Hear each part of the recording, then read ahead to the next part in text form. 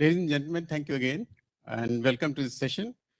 The session which is part of the G-Stick Dubai, and it's a water deep dive session on the theme Harmonizing Nature-Based Solutions for Water Security. Since we are in a time where we are having a lot of challenges which we are facing for the natural resources, and water is one of them. Water security is very vital for not only socio-economic development, but also for human health, livelihoods, and healthy ecosystems. And in that sense, we are trying to look into how we can harmonize the technological innovations that have been over a period of time come across, but also now to mix it with the nature-based solutions. And what are the opportunities for this? What are the way forward in future in bringing this particular concept together? We have a very eminent set of panelists whom we'll be hearing today. And it's my pleasure to invite all of them today to this event. May I invite Dr. Vibha Dhawan, the Director General TERI, the Energy and Resources Institute, for her inaugural address. Ma'am, please. Dr. Dhawan is associated with the Energy and Resources Institute since 1985. She has been Vice Chancellor of TERI School of Advanced Studies from 2005 to 2007. She's a Fellow of National Academy of Sciences, India. Dr. Dhawan is task force member of a number of committees of a Department of Biotechnology, DBT, the Biotechnology Industry Research Alliance Assistance Council, the Biotech Consortium India Limited, BCIL. She is also currently serving as Adjunct Professor, Council General South Asia Partnership, Michigan State University. And she has been at various panels and has prestigious organizations in India which she has served for, including Jawaharlal Nehru University, Ambedkar University, and many others. Ma'am.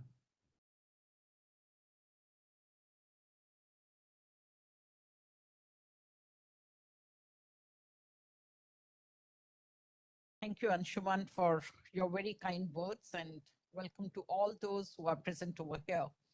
And that definitely indicates your interest in the subject. Now, water is something without which you can't even think of a day without water. It is so precious. And in a way, somewhere we also felt like what we feel for the air, we take it for granted that it is available for free. And even the governments, because it's used for agriculture and it's lifeline, and therefore it is highly, highly subsidized. There is no right pricing to the water, not even the extraction cost. So it is made available more or less free. And therefore, those who are fortunate, they perhaps don't value this important resource. Since my own field is agriculture, I'll be drawing more examples from agriculture than other fields. But as I said, we take it for granted that as if it's going to remain available for all times to come. The other problem is that aquifers, they don't identify the regional or geographical boundaries. And therefore, there is also a question asked, what is there for me if I'm saving water? And with the result, we are not even treating this as an important resource, especially those for whom it is readily available. But there are communities, like we are talking of the future, but let me tell you, there are communities even today who are struggling for water. Especially if we draw examples from the hilly terrain of India, water is not available for irrigation. Now, when we talk of solutions, I'll put it this way, that the plants, they should be given, if you want to improve agriculture, you have to save every drop. Where do we go wrong? We feel that a particular crop which fetches better price to the farmer, which has support price announced by the government and so on, the farmer feels since water is free, electricity is free, why not to grow a crop which uses large amount of water? And one example is paddy in our country, and which has really spoiled the agriculture in the state, Punjab and Haryana. because we are over exploiting this resource. There are strategies when we talk of natural-based solutions. There are solutions available. The varieties have been developed, the direct seeding, and more than that, there are technologies available which calls for investment. Subsoil irrigation, maybe it's a new term, not outside the agriculture scientist. It's not that popular. We have heard sprinkler, we have heard drip irrigation, but there is a technology which is available under precision agriculture that you put the pipes at few inches below the soil or in the root zone. The beauty, and because see, the moment you say precision agriculture, the immediate impression is it's going to be very expensive, but that's not the case. You invest in those pipes, but then you save on water, you save on fertilizers and everything. And more importantly, the environment. Because what then happens is that you release water any time of the day, including middle of the night, because the moment the RH, the humidity or the water level in that root zone is little, immediately it will switch on and take that much of water which is required. You decide on which fertilizer is to be given. So unlike what happens today is that nitrogen is going to the air as ammonia, and nitrogen is also polluting our aquifers. But over there, it is that it is given to the plant when it requires. So all your subsidies that government is providing on urea and fertilizers, you can save on that. Those who care for water, and again, my example, the real life example comes from Uttarakhand. Over there, what they have done basically is that it's just a water tank with hardly any investment, $2,000. That is the tank in which they save rainwater. First of all, it's saving runoff, and you are collecting every drop of water and you are taking it for the growth of plants. So that is a very good technology. So it depends on which region, what you are going to do. The other thing which is most important today is, and as I mentioned in the beginning, that we don't put value to this important resource. And therefore, the gray water, it simply goes waste. Why can't we recycle that? And I'm happy to inform that even at TERI, we have developed one technology, TEDOX technology, whereby you can clean this water and recycle. When we are talking of sustainability, it has to come at every level. Sustainable habitats. It should be totally circular kind of economy, and you are not letting any waste go out of the ecosystem where you are generating it. There are solutions available, and really speaking, it is, I'll say, mindset which needs to change. It is the gray water, it has to be utilized. It is a resource. It is not wastewater, it is wasted water. So we have to come out of wasted to a resource which we cannot afford to go, because otherwise I'll say that you do have alternative to petroleum. You can go for energy in a different way. You can generate hydrogen, you can use solar, renewables. There are so many options available, but really speaking, we don't have any option for water. We are talking about perhaps generating water from air, but I'll say it's far from reality, and also the costs associated with it. So this resource at any cost is to be saved. We also have responsibility that potable water is made available to masses. And at the same time, maybe one needs to even make a policy decision. What kind of pricing should be there? And we have to save our aquifers in the long run and ensure that human race survives on this planet without fighting for water. Thank you very much.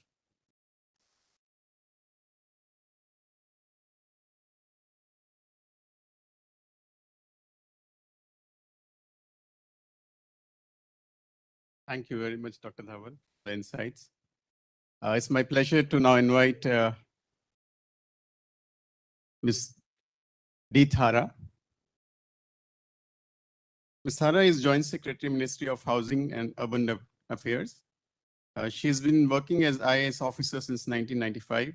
She's been working in the states of Gujarat since 1997 and has a versatile experience in various cities of Gujarat, such as Ahmedabad, Kheda, Rajkot, Vadodara, and Surendranagar.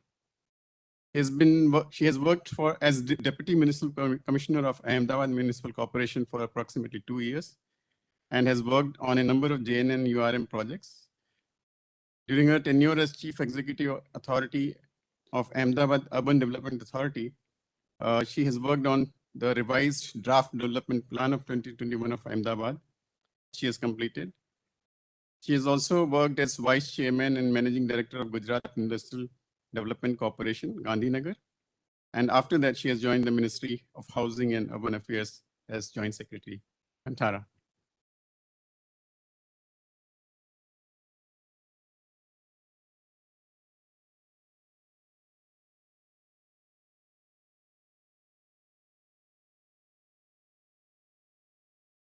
Thank you, Anshuman. Good evening to everybody. Harmonizing nature-based solutions for water security. I think this is a topic which actually questions the basics with which we are operating. So, very appropriate topic. Many a times we don't realize that we build on the earth which already has nature as an infrastructure. We think physical infrastructure is road and building bridges. Nature is an important infrastructure. I think it's very, very important to realize that. Otherwise, we will have a major issue on hand. So I'll go for 3 verticals. One is rain. See, where is the need for piped water? If rain is coming in most parts, wherever rain is not there, there you need piped water. But still, we think water is somebody else's responsibility. So how do we get the rain, catch the rain? See, we start from government. It's important that stormwater is seen as a huge opportunity, not as a menace. So spawn cities, where you leave unpaved areas, where you channelize stormwater, where you harvest that into a live water body, is very, very important. That's a little more difficult sometimes because you have to lay pipelines and channels, but you can go for rainwater harvesting on site. Like you can go for rainwater harvesting on the roads. Nobody prevents us. If we know there is no industrial effluent mixed with the water and it's reasonably clean, you can make rainwater harvesting structures or reverse bores with adequate care that you harvest water then and there into the aquifer.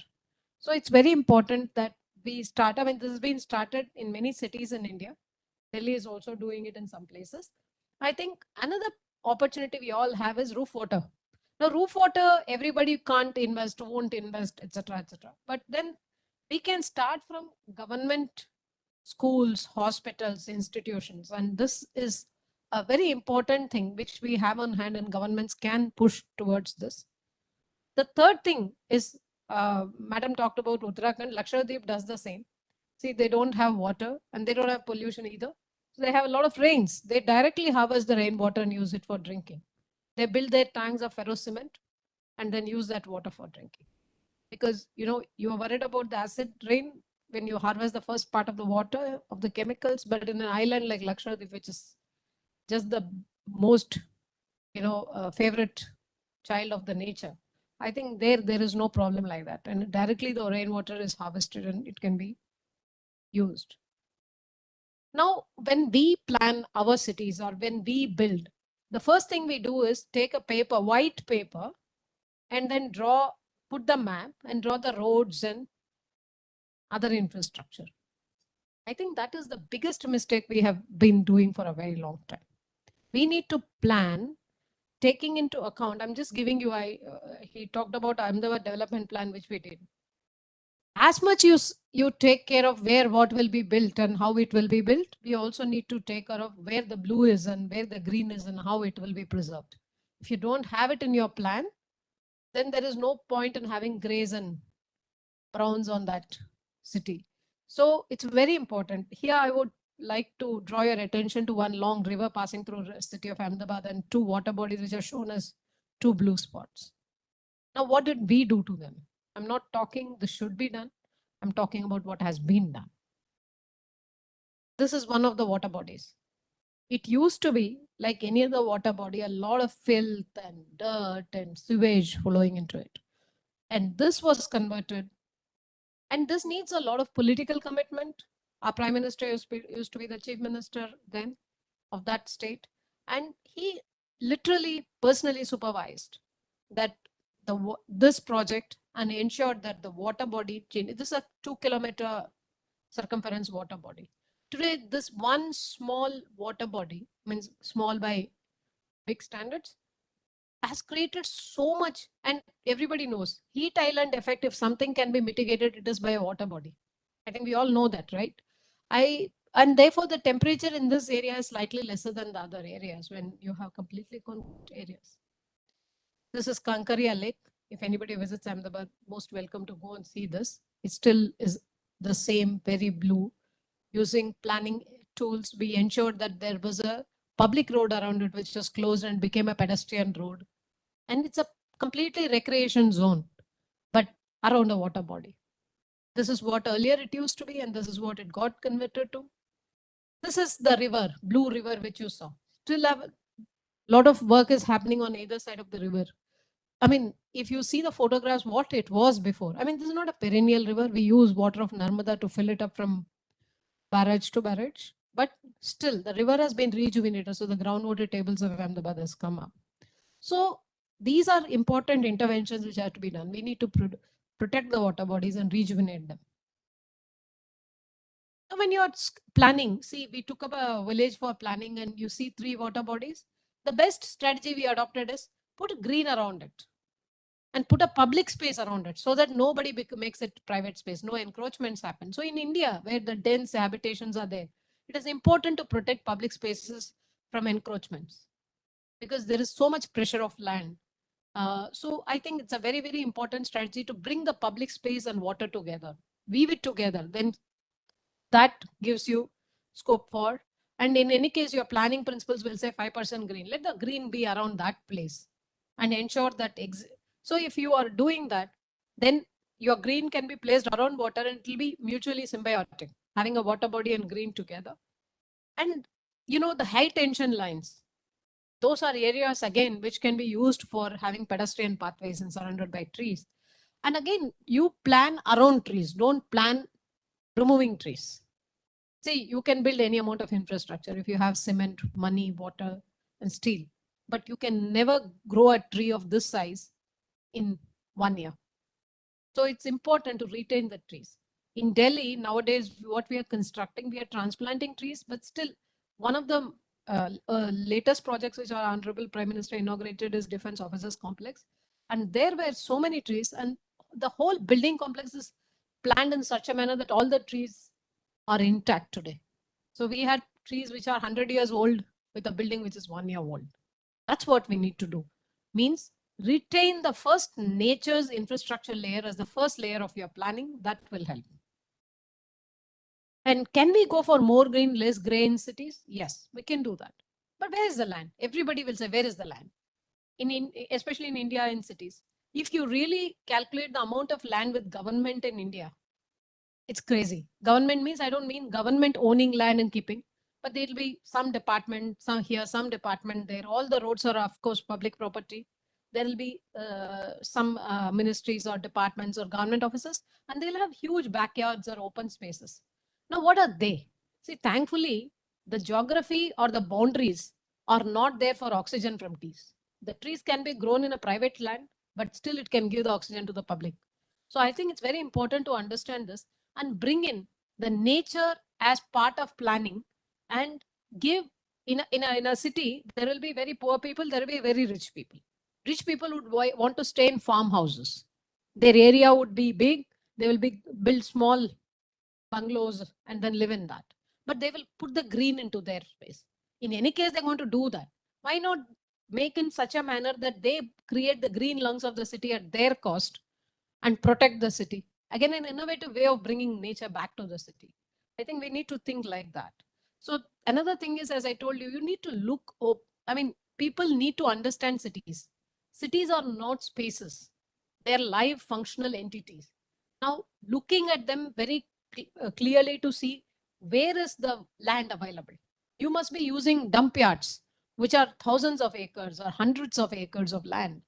If you really look at it, do you need to use them as dump yards? Can you chain them? And that is, I mean, most of the dump yards are the only big available spaces today in cities. Can we reclaim them? Can we replant them with trees and bring back green and make it a bird sanctuary rather than, this is one of the examples. It's happening. I mean, it's not such a hopeless situation in India either. It's happening and it's really going very well. We are very aware and a lot of cities are moving towards it. This is one of the cities, I think Jharkhand state, which is northern part of near Bihar. And people are doing this. This is what is a transformation. We are building green spaces and parks as part of our mission. We said in our mission, 2% of the budget will go for building parks and green spaces. This is what Spawn City is. Create green spaces which will absorb water, take it down. And that's what we have been doing. We have built so far 2,500 parks across India, or rejuvenated some parks. So these are parks which for you, and some of the parks are very interesting if you see. They're even becoming the public spaces where a lot of functions can be held and parties are held and money is collected for small spaces, and that sustains the park. So the nature is a good paying party. So, you know, in cities, we all search for green spaces and go and pay for it. So it's a very, very good paying party. Now, another thing which we need to do is connect people to nature. I told you about that. If you are able to promote pedestrianization among green areas, or even in normal areas, slowly people will start walking. Now, walking infrastructure is very, very important. In India, we need to do a lot of work towards walking infrastructure because we started aping west and looking for cars and zooming past. But I think it's high time we get back and say we can walk. But it's high temperatures, we cannot walk. All this is not. If you can walk 200 meters, even if it is high temperatures, you cannot walk 1 kilometer. But yes, you can walk. Start having walking trails, walking. If not at ground, it is difficult. Raise it, have an elevated pathway among the trees. So once you have people going to nature, the solution, the nature itself is a solution. You don't need to search a solution. If you leave it undisturbed, it will take care of a lot of things. So connecting people to nature will get us there. Another thing which I want to do, phytorate technology. Everybody talks about it, but in Delhi, Shadra Jheel is getting rejuvenated using this technology. Many places we are using phytorate technology. Again, in towns where you have land not being a pressure, smaller towns, you can use this technology. As the water passes by the different species of plants, in 24 hours it gets cleaned up and it almost becomes nil order and good enough to reuse. I think another way of connecting to nature is these are solar trees which are developed in India, but I just saw a solar tree outside the Israel pavilion now as I was walking up. A very important innovation. Solar panels take up a lot of land. In urban spaces, you don't have land. Connecting the solar energy to STPs and water treatment plants, and that will create fresh water. So this is very important. 3.5 years, you can recover your cost if you put the solar panels. And if you are able to use minimum land and create a tree, then you are not taking too much space and the space below it, which can be used for other things. So this is how you can connect to nature and harness solar technology for water treatment and water infrastructure. I think that's about it. I would thank you so much. So you have to connect to nature and let the nature be. Then we have all solutions in place. Thank you.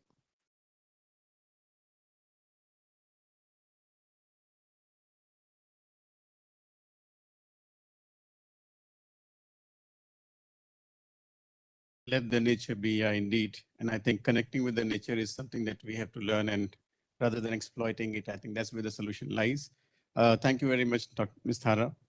It's my pleasure now to invite Dr. Hafizur Rahman. Before I invite him, let me make an announcement. We were to be joined by Honorable Minister of Water Resources, Ministry of Jal Shakti, Shri Gajendra Singh Shekhawat. He had a family event, sad demise of his mother. He's very likely to join a bit in some time. So while he joins, let me invite Dr. Ibrahim Hafizur Rahman. Dr. Rahman is CEO, Vito Arabia Science and Technology. He's a British Chevening Scholar of 2000 batch, and presently, of course, CEO of Vito Arabia, and he's been holding a doctorate from University of Utrecht, and has over 25 years of experience on various subjects, including rural development in general, dissemination of rural energy technologies, natural resources management, and watershed development. He's worked with various agencies and in various parts of the world. He's co-author of 3 books and has written several papers and articles in reputed journals and magazines. Dr. Rahman.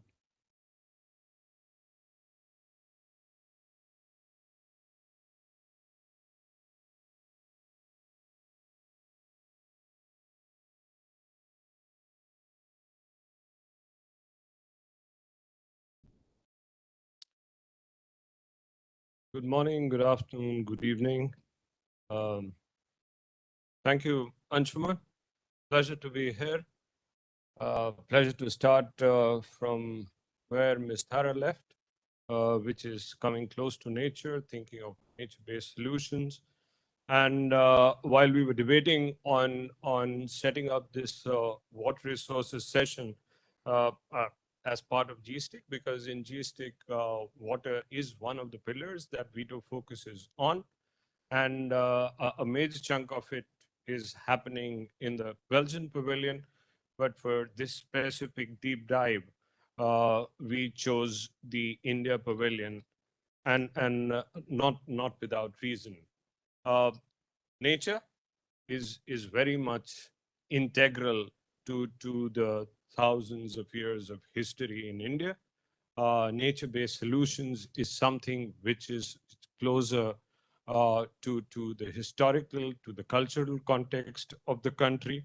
And I think it is but appropriate that we talk of these solutions in the India pavilion.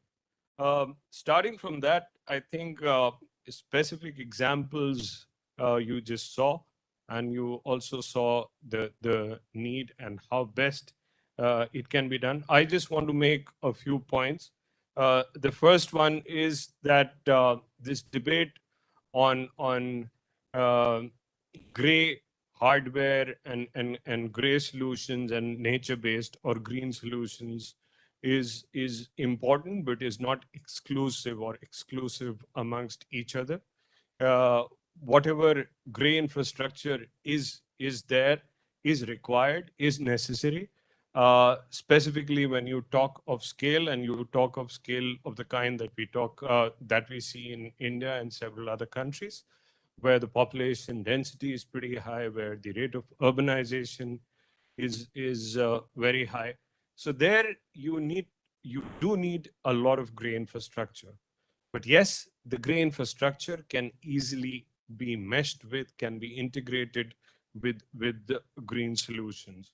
And so that's the first point, that you need an approach where the gray needs to integrate with the green. Now, having said that, the critical element here is that a large number of these green solutions have been existing and have been documented, specifically in India. Again, if you look at states such as Rajasthan, where there's been a scarcity of water, there were water conservation mechanisms that existed as part of the culture, as part of the heritage. And those mechanisms are the ones which really catered to the specific needs of the people without disturbing the water balance. Of course, when we shifted to a complete scenario of gray infrastructure and forgot about the traditional wisdom, that is where we lost out. So I think when we talk of the integration aspect, it is important to recall and to reconnect to some of the traditional wisdom that is there. And I just want to connect to one point that was earlier made on this subsoil irrigation. In India, in the state of Gujarat, there is a technology which is again as old as few 100,000 years, which is focusing on subsoil irrigation. And it's not, they are not using pipes, they're using bamboo. They're using bamboo under subsoil, and they do percolation in the bamboo, and the technology is called bhungru. It has been recognized nationally, it has been recognized globally.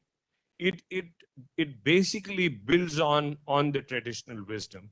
It marries the traditional wisdom with the innovations that have happened. So it's something which is in between what you have, the sprinkler technology and the traditional technology. And this has been taken forward in a major way by a civil society organization in Gujarat and is being widely disseminated.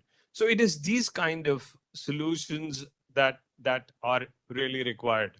I would also like to talk about a solution within veto. So for instance, when we were discussing the possibility of looking at technology application for India, one of the things that really was emphasized and which came for discussion was the issue of resource and resource recovery. Particularly when you talked of grey water, and we realized that there are these large number of STPs which are generating a huge amount of sludge, and there is also abundance of organic waste across in the urban areas. So we really worked on, again, marrying the two aspects, looking at how organic waste and the sewage water can be basically used to recover some of the resources that are there in water and in the waste, and also come out with zero discharge and zero waste. And this is technology that we've developed. It's called Andicos. It is established in an area, and we are working with a NGO in Hyderabad, where this is catering to about 100,000 school children, where the midday meal is provided, and the organic waste from it and the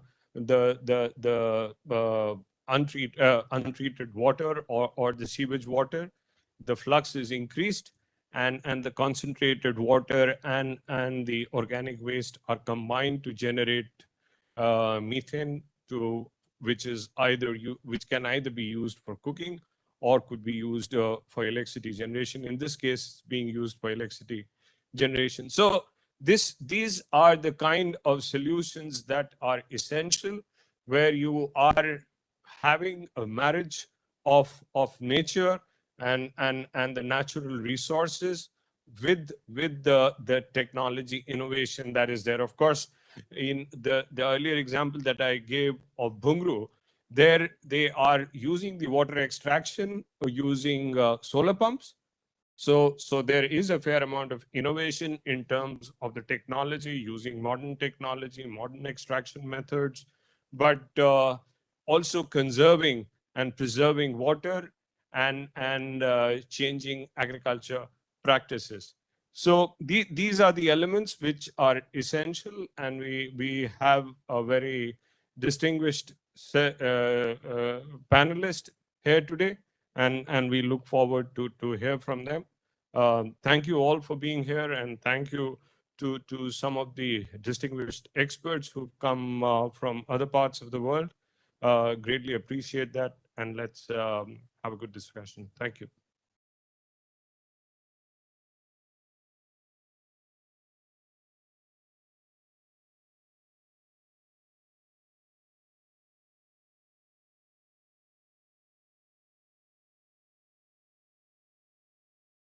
Thank you, Dr. Rahman, and to all our speakers of this inaugural remarks, I would say.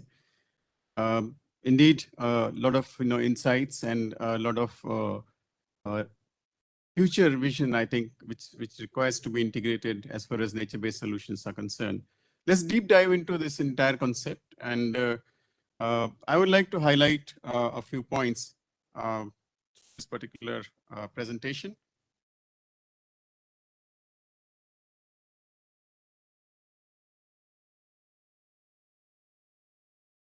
The world over, we have been, aware about the challenges that we have been facing in the water sector, right from declining per capita water availability to, the stress in the river basins, increasing and more importantly, competing water demands amongst the same sector.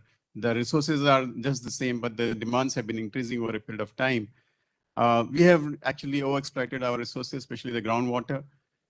Very importantly, we have not been very efficient in terms of the usage of water in almost every sector, agriculture, industry, or or domestic sector. And then we have polluted the resources which we have used because of our inefficient practices, and of course, not really relying on the kinds of essential water use practices. And of course, in various sectors, including urban and rural, we do have issues of inequity in access of water, and also the perspective of leakage and losses, which are very much prevalent in most part of the cities of not only India, but many other countries as well in the South Asian region. And then further to add to these complexities, the impact of climate change, which is expected to, as already exacerbating the impact of climate change on the water resources. Now, when these challenges we already have and which we are facing, of course, we have had over a period of time the kinds of solutions which we have seen, which we so-called call it as a gray infrastructure. A lot of pipelines, a lot of concrete, and a lot of those kind of technologies which require additional amount of investments. It was required, particularly maybe when we didn't realize that the nature already had a solution. We were looking towards those kind of hardware solutions. But I think over a period of time, we have realized that the resources are really scarce, and that's not the way to go about it. What water security wants us to is basically to look into the safeguarding of the sustainable access and in adequate quantities of acceptable water quality for socio-economic development, for protection of the system, and protection of the people against waterborne pollution, disaster, as well as preserving the ecosystems. And what nature-based solution basically asks us to initiate actions to protect, sustainably manage, and restore natural and modified ecosystem that addresses the societal challenges effectively, adaptively, simultaneously providing human well-being and the biodiversity benefits. I think these two definitions, which have been adopted, they say a lot if we were to learn from them. The thing is that we need to dovetail, as I said, as has been said earlier, the two particular perspective of the green and the gray infrastructure usage. Now, what are the nature-based solutions that we're talking about, especially in the water sector? These are not those interventions that we don't have heard about, or these are not already in practice. Ms. Sara mentioned about it. Hafiz Rahman has mentioned about it, and I'm sure all of you across the world know about these kind of intervention by now: rainwater harvesting, afforestation, groundwater recharge, resilient crop planning, wetland restoration, river basin conservation and management, rejuvenation. Government of India has a very large intervention in the form of Namami Gange on rejuvenation of river. Building institutional and technical capacities in order to adopt all these kind of solutions. And there are several other linkages to these NB solutions, from food security to many others.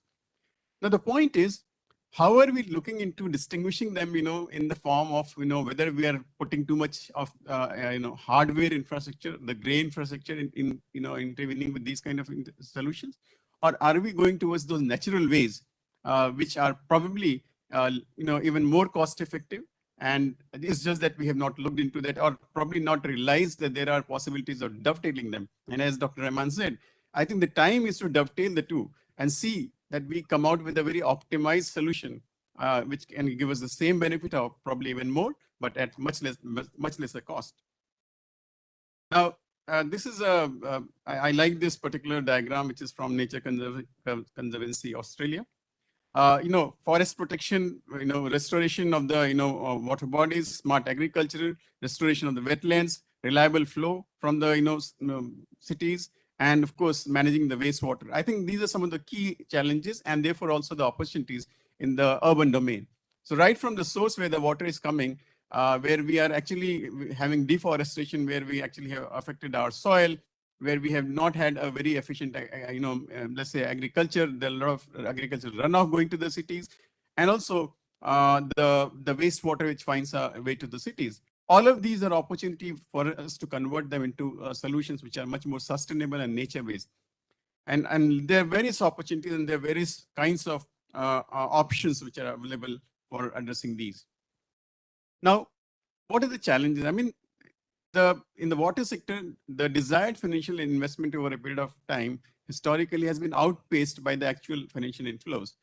While India is, is amongst the top ranking nation as far as water-based investment is concerned, but simultaneously, again, we do have inefficient use of water. We do have water quality problem, and of course, the groundwater overexploitation, as I said earlier. Now, what is important is that we need to have integration of nature-based solutions, both for green and green infrastructure, significantly, which can actually reduce the cost and also in terms, of water-related risks, including, floods, droughts, and extreme events. What we need is a paradigm shift towards integrated approach of harmonizing cost-effective and nature-based solutions in the policies and programs to basically have a holistic management and also therefore to have a water secure future. And this is where I think the interventions are very, very important. As you all would understand, it's a very linked resource. NBS actually contributes to most of the targets of the SDG 6, Sustainable Development Goal 6, which is water. But this is also linked besides water to other SDGs, including Sustainable Agriculture SDG 2, Healthy Lives SDG 3, Building Resilient Water-related Infrastructure SDG 9, and so on and so forth. So the point is, it brings in a lot of co-benefits as well simultaneously if we are able to look into this particular aspect of harmonizing nature-based solutions in water management. Now, there have been, of course, initiatives since quite long time. It's just that the scaling up of that actually is required at the moment. There have been examples, some of which has been already mentioned. I won't repeat that. Gujarat has been one, Surat in Gujarat has been a location where the, floodplain management has done a good amount of, prevention of the water body. In Madhya Pradesh, Burhanpur, Indore, they have, in support of the Ministry of Environment, Forest and Climate Change, they have done a lot of work on conserving and management of the traditional water bodies. East Kolkata wetlands, they are known, and they have also been known for basically cleaning the city's, polluted water to a large extent. Godavari riverine estuarine system, ecosystem in Andhra Pradesh. They have augmented, flow of water by restoring the trees cover through the massive community afforestation program, which also restore the soil nutrients and improve the soil's capacity to absorb water and release it slowly, to the ground aquifers. I mean, I'm sure there are several examples across the world. I would want to quote a few examples that we have tried our hands on. Involving the local community, we have done this, excellent exercise of, converting a water body which was otherwise a dump yard into a very good, lake. I'll come to that. Also, this particular example of groundwater recharge involving the local community. This is an example of southern Bangalore, where not only groundwater recharge, but we also did a lot of activities along with the local community on rooftop rainwater harvesting, agri-water interventions, farm ponds, etc. All of these collectively, are the interventions which we are talking about as part of the solution. Again, this is a rejuvenation of pond. We did this in Punjab. We were able to do a significant amount of, groundwater recharge, around 19 lakh kiloliters. In the region of Ludhiana, Patiala, and Shahjahanpur in Rajasthan as well. Besides this, of course, had a lot of community engagement and their capacity building. We also had, tried to look into what are those solutions where we can actually engage with the local farmers on ground and demonstrate to them the possibility of using technology which can reduce not only water consumption, but also energy consumption together. And, those examples of zero tillage, examples of alternate wet and drying, water, less consuming water seed crops, etc. Were the interventions which we took forward. And as you can see, in the 2 different seasons, we saw a very good, percentage of, water saving and as well as energy saving. I would also want to give an example of riverbank filtration, quite well known, a nature-based solution. This was done as with other partners in Karnataka near Kali River in Kariampalli. Basically, the concept is known to everybody. What you try and do is put a borewell near the bank of the river and abstract and try and use the soil aquifer to basically do the job of filtration. So what we did over here is we involved again the local community, our colleagues at Goa and Southern region. They were involved in this process, and they transformed the community by which they were actually not being able to use the river water which was polluted to basically being able to use water which was less polluted or not polluted, and for various uses, including drinking water. Now, as you can see, pre and post, impact. The coliform bacteria, average reduction was around 93%. And also, the RBF well actually showed much lower levels of metal. It showed a reduction of copper and lead to the tune of around 98 and 99% respectively. So in conclusion, for the RBF solution, I think it's a very good potential. It has a very good potential. A lot of countries are already doing, and I'm aware about Germany, for example, and several parts of our northern India as well. This particular intervention is being taken up, and definitely it has good potential. I'll stop here, and rather I just wanted to initiate that thought process of our panelists who are now going to come over and share their experiences. We have again a very good set of speakers and experienced speakers from across the world. I would also want to put some thoughts of what could be besides of course what the speakers will share. If they could just put some of the lights on what they feel are the drivers and examples of these innovative NBS in the water sector, and what challenges they feel that they are, and what are the scope for actually implementing it in different sector. And of course, if you were to highlight 2 or 3 key areas, actionable areas for upscaling this nature-based solution, which is possibly something which is required as of now, what could they be? And of course, what do you think are the barriers on financial mechanisms, and what are the financial mechanisms that could be basically dovetailed or brought in to dovetail the NBS solutions for water security? So I'll stop here, and let me invite my first speaker for deep dive session, Dr. Christian Kazner. Dr. Kazner is a professor at Bochum University. He's an international expert in water management and teaches urban water management at the Bochum University of Applied Sciences, Germany.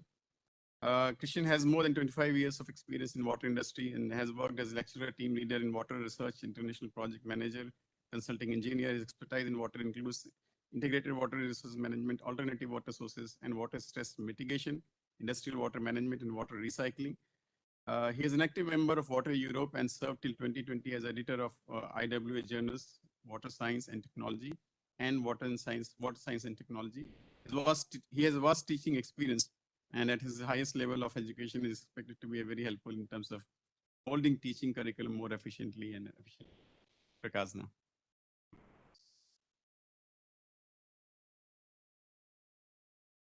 Yeah, thank you very much, Anshuman, for these nice words, and also to the other speakers for introducing the topic of nature-based solution so nicely and already covering a couple of aspects. My group and colleagues, we've been working on water cycle management, and particularly on managing water quality around the water cycle for now more than 20 years, 25 years around the world. We had quite a few big European projects together with many other colleagues from European universities, but also from around the globe, when that was still financed from the European Commission. Meanwhile, every country, every region is financing its own research. We have these collaborative projects, and our project here The Pavitra Ganga project is one of the examples of these co-financing mechanisms. I think it's a very good idea to collaborate and share the knowledge. And that's the reason why I came over here from Germany, share some of our insights. And I will speak about constructed wetlands with a plus. The plus means we try to manage water quality, and particularly through these constructed wetlands beyond what was possible before. And we upgrade those nature-based solutions for advanced pollutant removal through some modification. And I will start teaching about or explaining those aspects in a second. So we already saw a lot of these issues in water cycle management. And I think what we learned, particularly since the introduction of the European Water Framework Directive, which I would say is one of the leading international regulations on the quality control, and also particularly with the focus on the environment, on sustaining the natural functions of the environment, to look not only from the perspective of man using the nature, but look at it from the perspective of the environment and of the interplay between the different beings and the plants and the animals and everything together. And I think that is the perspective that we need, and which is particularly nowadays challenged through the ubiquitous pollution. So we have micropollutants everywhere. So basically the whole pharmacy, the whole industry, the whole chemistry, you can detect everywhere. It's just a question of the sensitivity of your instruments. And that is something we discovered in the last 25 years. And we are aware, meanwhile, that the problem exists everywhere on the planet. So it's nothing which you find only in the industrialized countries. Nature-based solution in this sense can play an important role, and I will elaborate on that in a minute. I would like to present a few of these strengths and limitations of constructed wetlands, and would particularly highlight the challenge of contaminants of emerging concern, what we call nowadays the organic micropollutants, which appear in the range of nano to microgram per liter, methods to remove them, and how that can be married with traditional instruments like constructed wetlands in terms of the concept and performance. And we are actually starting to test that also in a setting in India, in Kanpur in particularly, to also treat effluents which contain lots of micropollutants and heavy metals.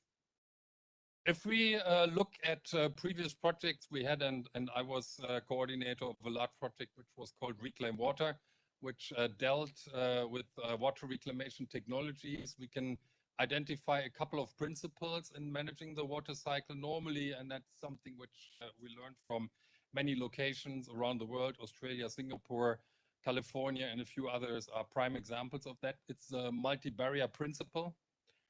Normally in these multi-barrier principles, we have combinations of natural and engineered systems. We are tackling diffuse and point sources normally, and these principles can be applied to centralized as well as to decentralized treatments. And of course, first of all, you have to know where you find certain pollutants and how to manage that. And you see here in that picture that we also can here use these natural methods, infiltration, groundwater recharge to aquifers, etc., which is particularly necessary in India. But you have to remember that in many cases the soil layers are impermeable. Yeah, particularly in India, there's lots of rocky subsurfaces, so you have only the alluvial areas which are able to receive this type of groundwater recharge. So you have to look for other solutions which manage the water cycle in a different way. If we look at the role of nature-based solutions in water treatment, we have quite a few examples of successful applications. So the three main methods in managing the water quality is soil aquifer treatment and managed aquifer recharge, where you can observe quite a substantial improvement through the, let's say, activities of the subsurface bacteria and the chemical physical processes happening there.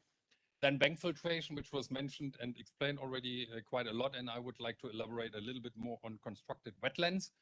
What these systems all have in common, they are quite robust and efficient.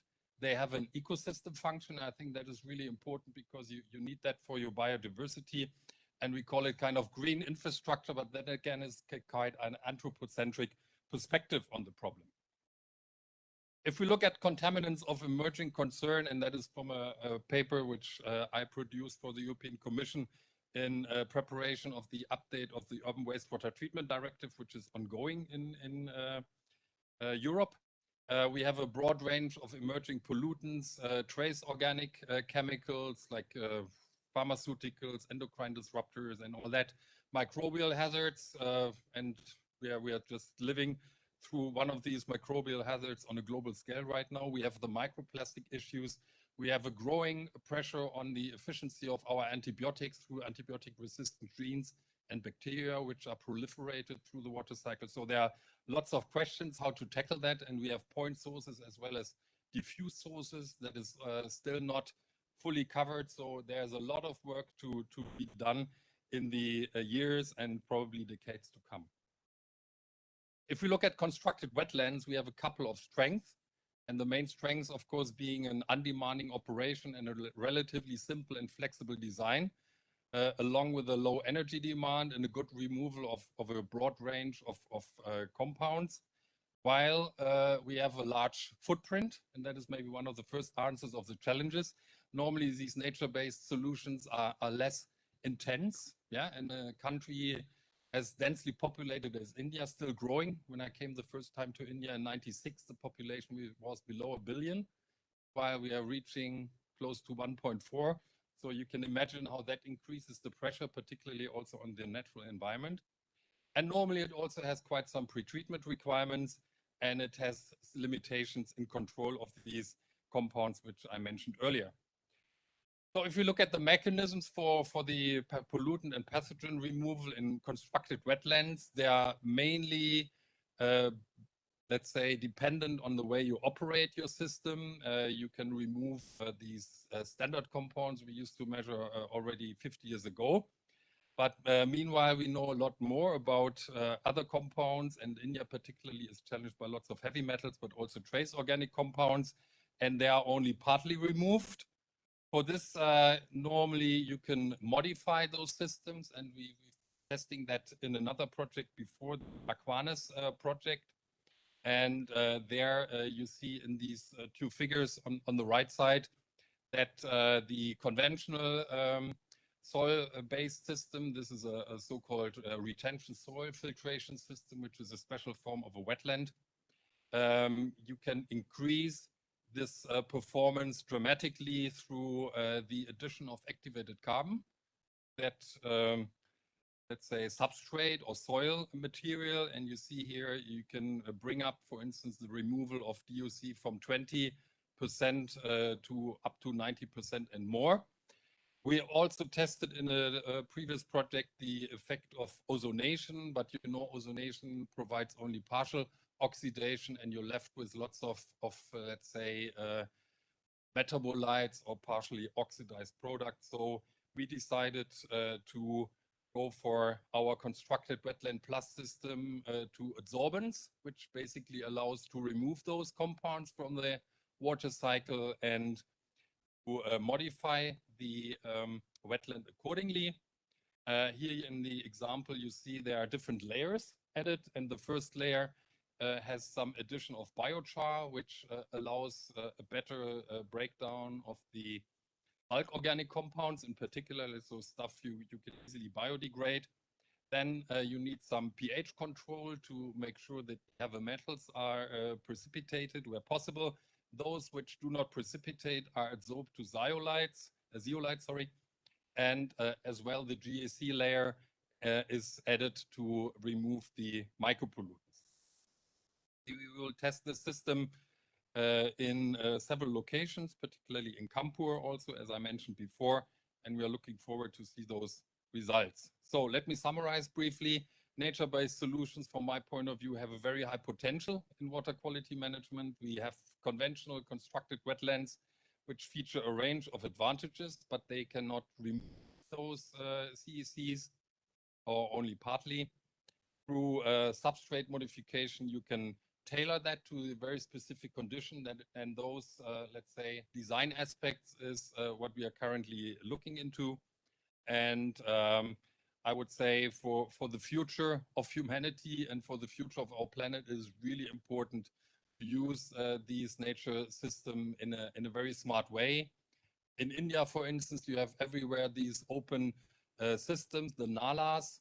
I think it would be possible to use those with stretches of wetlands, like it was also proposed by Professor Al-Solikar from IIT Bombay. So I think there are already quite a lot of experts working on this also in India. And yeah, we are looking forward to see a better future and move away from this too little too late. What I normally say to my students, I think we have to do much more investment and more timely investment to catch up with the challenges we are facing. Thanks a lot for your attention. And I would like to acknowledge also the support from the Indian government for our project, and the co-funding, of course, from the European Commission, which allows us also to. Thanks a lot.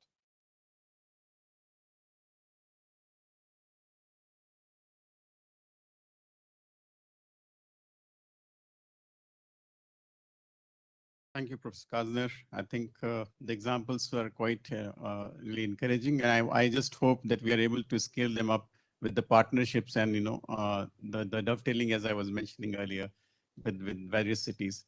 It's my pleasure to now turn to industry innovator, maybe.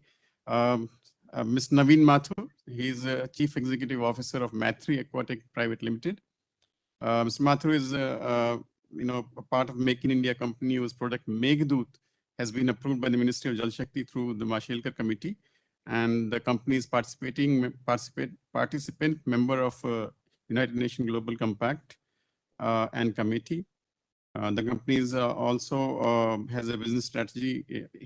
Mr. Mathur is basically having a 25 years of experience across various industries. He's worked, in various parts of the world and of course in India. Mr. Mathur, please come and share your insights on how can we condense air to make water. And more importantly, as I was asked earlier, how do you think this is more sustainable, or does it actually promise that future of, addressing the water security? Thanks, Anshuman, for the kind introduction. Very good morning, good afternoon, good evening to all of you, depending on which time zone you've joined in for. My fellow panelists spoke about various mechanisms which are being used today globally. If I was to put them under some broad heads, it would essentially be about recycling, reusing, conserving, rainwater harvesting, as well as recharging existing water bodies. Broadly, I think this would kind of cover most of the interventions today when it comes to water security. I just wanted to bring to light that while these efforts are extremely important, extremely critical, there is an age-old nature-based solution to generate water. So why not look at generating water? Let me just talk about this and what exactly we've been doing as an organization and how this can be used to ensure global water security. So while we talk about harvesting water, rainwater, there's also what one can do is harvesting water from the air which is a perennial and an unlimited natural resource to ensure global water security. Now we all know that the water problems globally are acute. Fresh water is finite. Increasing population, urbanization, contamination of existing resources puts tremendous amount of stress on existing water resources. Climate changes is projected to increase the number of water stressed regions. Today, the only technologies which exist are purification technologies. There is no technology today to generate water. Or probably it is there, but in a small way. So let me just talk about this. So essentially, if one is looking at a green solution, if one is looking at a sustainable solution, there's an urgent need to have also look at the option of generating water on a sustainable basis. This will complement the various other efforts which have been taken so as to ensure that we all have a sustainable future. Now, if you look at water, the original source of all fresh water is essentially the skies, either the skies or the glaciers. All I'm talking about is tapping back into that same source which has always been there. Research shows that there's 6 times more water in the air than all the rivers combined. And this water is recycled multiple times by what we call the natural water cycle. So on one side, you have water resources on ground, which are finite. On the other hand, we have water from the air, which is virtually infinite. And there's a very interesting fact. In fact, less than 1% of the water which is in the air around us in the form of vapor is enough to meet the entire requirements of mankind, flora, fauna, the entire 9 yards. So let me talk about this technology and how this technology is not only affordable, it is renewable and highly scalable. I will talk to you about this, giving some examples of what we have done. So our company, Maitri Aquatech, is a Make in India company, and we have developed this technology of generating water from air on a highly scalable and a highly sustainable way. Now, if I have to put it very, very simple, what we are doing is we are essentially using technology to replicate the natural water cycle or the natural rain cycle. Typically, the natural rain cycle involves evaporation, condensation, and then the water falls back on the ground as rain. So what's between the ground and the rain, the cloud, there's always water in the air. So we are just harvesting that water. We pull that water into our machines. We purify we filter the air, and then we purify the water once it gets generated. And then we add back minerals to the water so that to ensure that the water meets WHO's as well as Indian standards of water. Mind you, even though we have a stringent mechanism of purifying this water, this is absolutely the purest form of water. You can imagine this is water which has really never touched the ground. So we can get fresh water anytime, every time, on the grid, off the grid, working with any source of energy. So wherever you need water, you can generate your own water. And for generating water, all you need is some mechanism, some form of energy. And that energy, it can also be renewable sources of energy, be it solar, wind, or a combination of both. So intrinsically, this technology is sustainable. You get clean water. You do not waste water. It's completely environmentally friendly. You are not exploiting any existing source of water. Neither are you generating any waste in the process. And it is highly scalable and economical also. I will come to you with examples.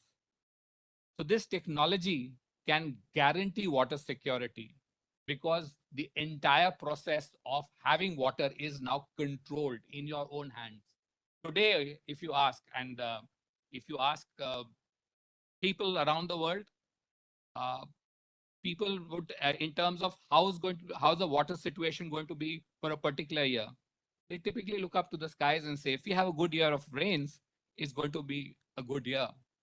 But how about using a technology where you can control the amount of water which you want and completely nature-based? In fact, in many parts of the globe, in Assam, in India, in South Africa, for years, this technology has been used. What they have been doing is actually using wire meshes to capture the morning dew. We are just using technology to replicate because we want to control the amount of water which is being generated. But essentially, it's an age-old principle of condensation, which is an age-old physics principle. Happy to tell you, we have got over 600 projects in 27 countries. We have generated over 100 million liters of water. And most important, while doing that, we have saved over 200 million liters of groundwater and essentially converted net consumers of water to make the shift and become net producers of water. So this is what we can do to ensure water security.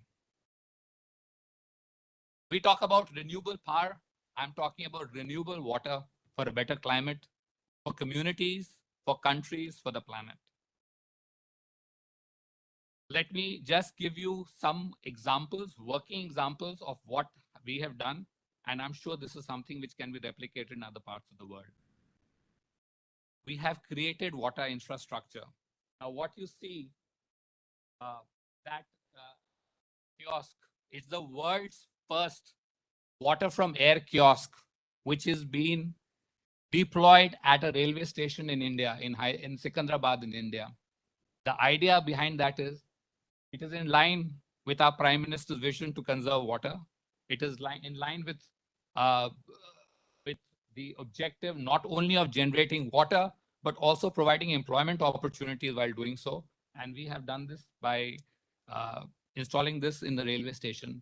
Going forward, we are planning to do this across various other railway stations, as well as other public places where there is no access to water. Because typically, when you talk of water infrastructure, you would either have water in their household tap, or for people on the move, very often there is no option for getting water.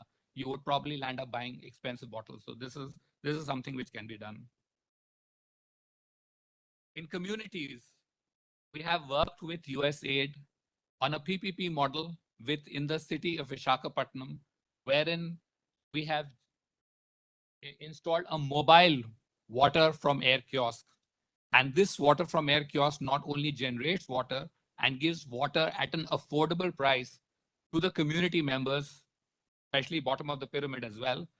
And besides that, it also serves as a point where we also provide education on various wash initiatives, including rainwater harvesting. Education is given to the community.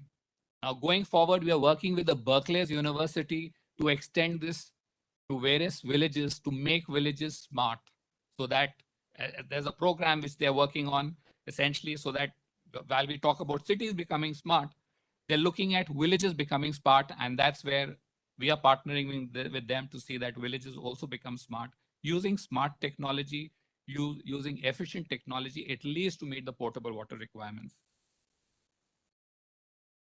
Picture you see is that of a municipal office in a water-stressed city of Chennai. So the providers of water are also using this to meet their own potable water requirements.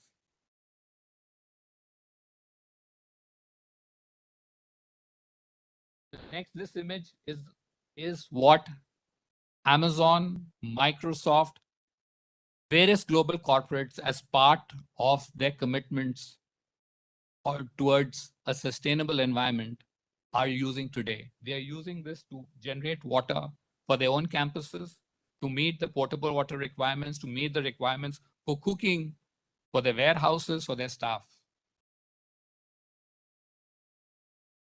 This is another example of what Microsoft is looking, because this is also showing that they are also, besides generating water and thereby ensuring that there is no external dependency for water, they are also ensuring that it's not about being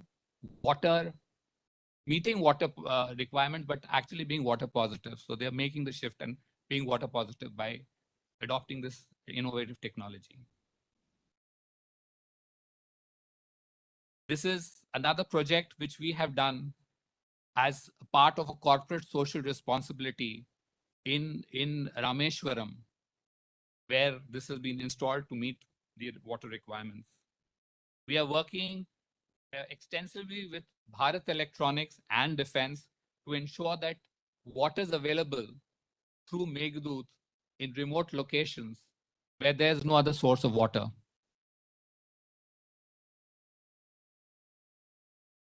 This our innovative solution can also be put on a flat bodied vehicle and moved around wherever water is required so that people can get water.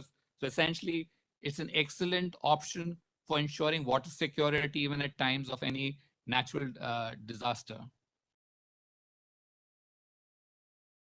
Of course, this is something which is being done in Africa, where Mr. Patrick, who's known as the waterman of Kenya, he has taken these machines and he is going to be eventually putting them in the jungles of Kenya, generating water and filling the dry water holes. So that is the level at which this technology can be taken. I'm happy to tell you, in terms of scale, we have also launched the world's first water from air bottling plant in the city of Hyderabad, thereby creating a completely new category for water. 3.4 million bottles of water are generated through this plant, thereby saving at least 5 million liters.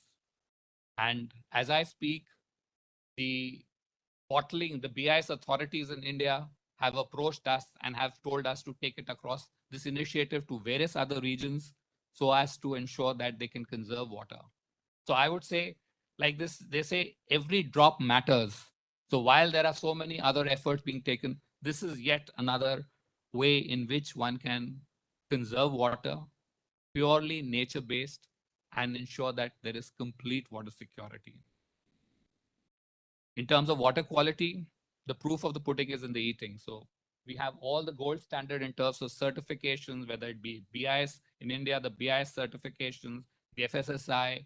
Basically, the water meets, if not exceeds, the stringent standards as laid down by the World Health Organization. This is a very interesting concept. What we are doing as a mechanism of backward integration, we are using this as a technology for this plant. What we did, the bottling plant, not only are we generating water, but we are also ensuring that the entire cooling requirements, the fresh air cooling requirements of the plant are met without installing any separate air conditioners. You're using the same energy and kind of having a circular economy, generating water and ensuring that this can be used. We'll be installing this even in an oil rig on island countries to run bottling plants. So I would just like to wrap up by saying, let us please join us in our journey to a water secure future. And I would request all of you, all progressive organizations, governments, to look at initiatives which go beyond the traditional wisdom of recycling, reusing, rejuvenating. At least some bit of it can be done through this as well. Thank you so very much. Thanks for your time.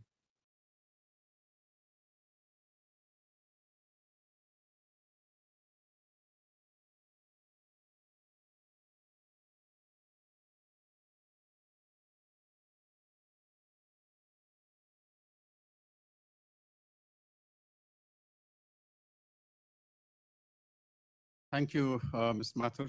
I think that's very interesting technology. Let's see how far and how at what scale can reach and dovetail again, calling it a nature-based solution. But yes, the opportunities are really exciting. Thank you again for that. May I now turn to our next speaker, Mr. Chen Jiangzi. He's from Turenscape, Beijing, China.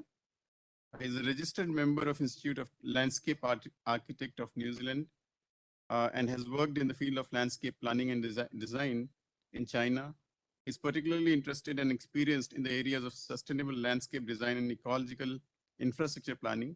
In recent years, the practice of sponge city, a very interesting concept, is at the center of his projects and research, which he took as both as an opportunity as well as a challenge in answering the environmental questions of his surrounding. Very excited to hear him. Mr. Jiangxi, over to you. Hello. Can you hear me all right? Yes, we can hear you. Okay, great. Hello, everyone. It's very exciting to hear all these experts that are having similar ideas moving forward. It shows that definitely things are changing. So today we are talking about nature-based solutions, and specifically in this discussion, we are talking about how to deal with too much water, especially when it's in a very short amount of time. So I don't think we need to talk too much about the challenges we're facing, especially this year. The city of Zhengzhou has been flooded and huge losses were made. So that now we are talking about how to deal with flooding and waterlogging for our cities. Now we seem to forget that in the older times that we were able to live with nature in a very harmonized fashion. Ever since we've controlled the modern industrial technology, we start modifying and changing nature and try to control nature with concrete, dams, and all these big changes, pipes. But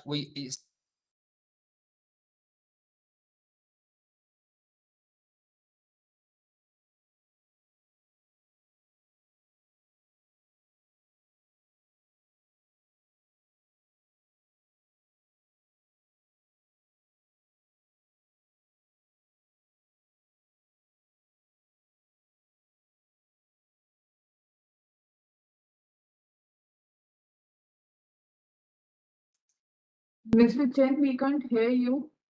Can you switch off your video instead so that we can have a higher bandwidth?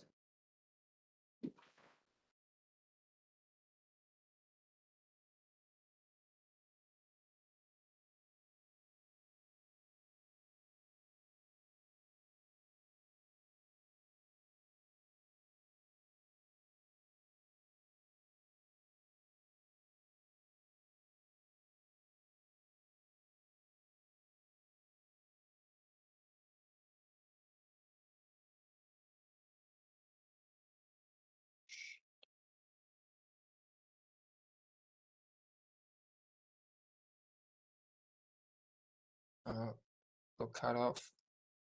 Hello? We can hear you now. Okay, great. Great. So let me go back.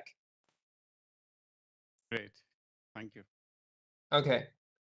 It seems that we haven't mastered the technology yet, but we're getting there.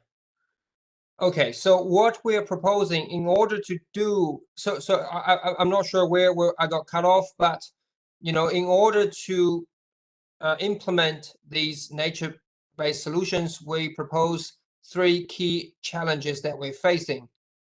The first one is planning challenge, essentially where we should put these natural-based solutions and eco-infrastructure. And number 2 is how do we design and engineering these solutions on the ground?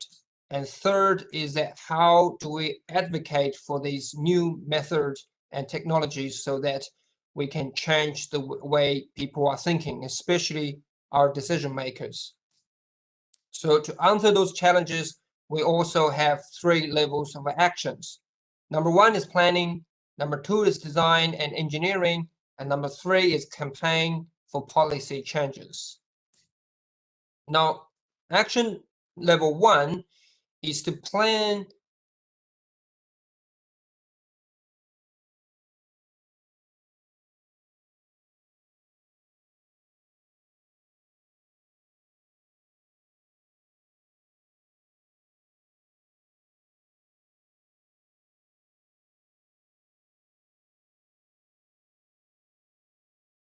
Yangxi, I think we lost you again. Are you there? Can't hear you.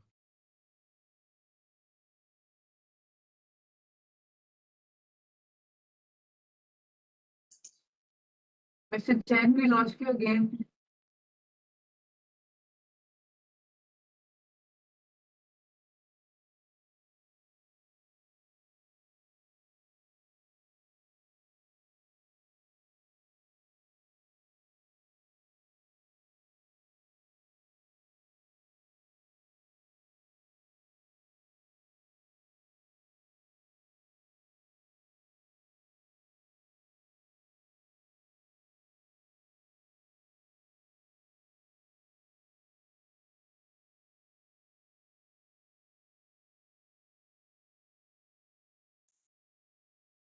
I don't know how to deal with this.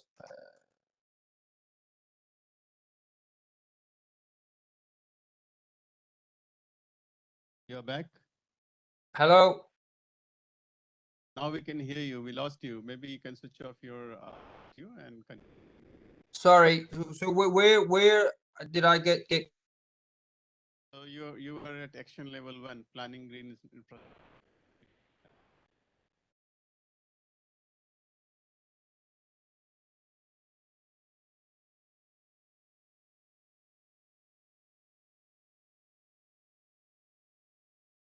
Yangzi, are you still there? Yes. Continue. So action level 2 is design and engineering on the ground, which is create all these nature-based models using ancient wisdom and nature solutions, and to put them in the test and turn them into replicate modules. So here today we brought you 5 examples. Number 1, how to make friends with floods.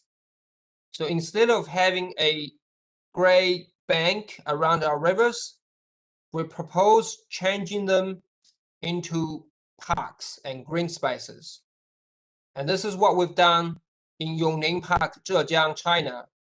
And as early as 2003, we've been doing these projects. And if we look at another project in Yanweizhou, Jinhua, what we've done is stripped all the concrete banks around this island in the middle of the river and turned them into a landscaped terrace. And what this terrace allows is the park to be flooded. And this picture here you see is taken in the 100-year event. So the park is completely adaptable to the water level. And this is a 20-year event flood. The park is partially flooded.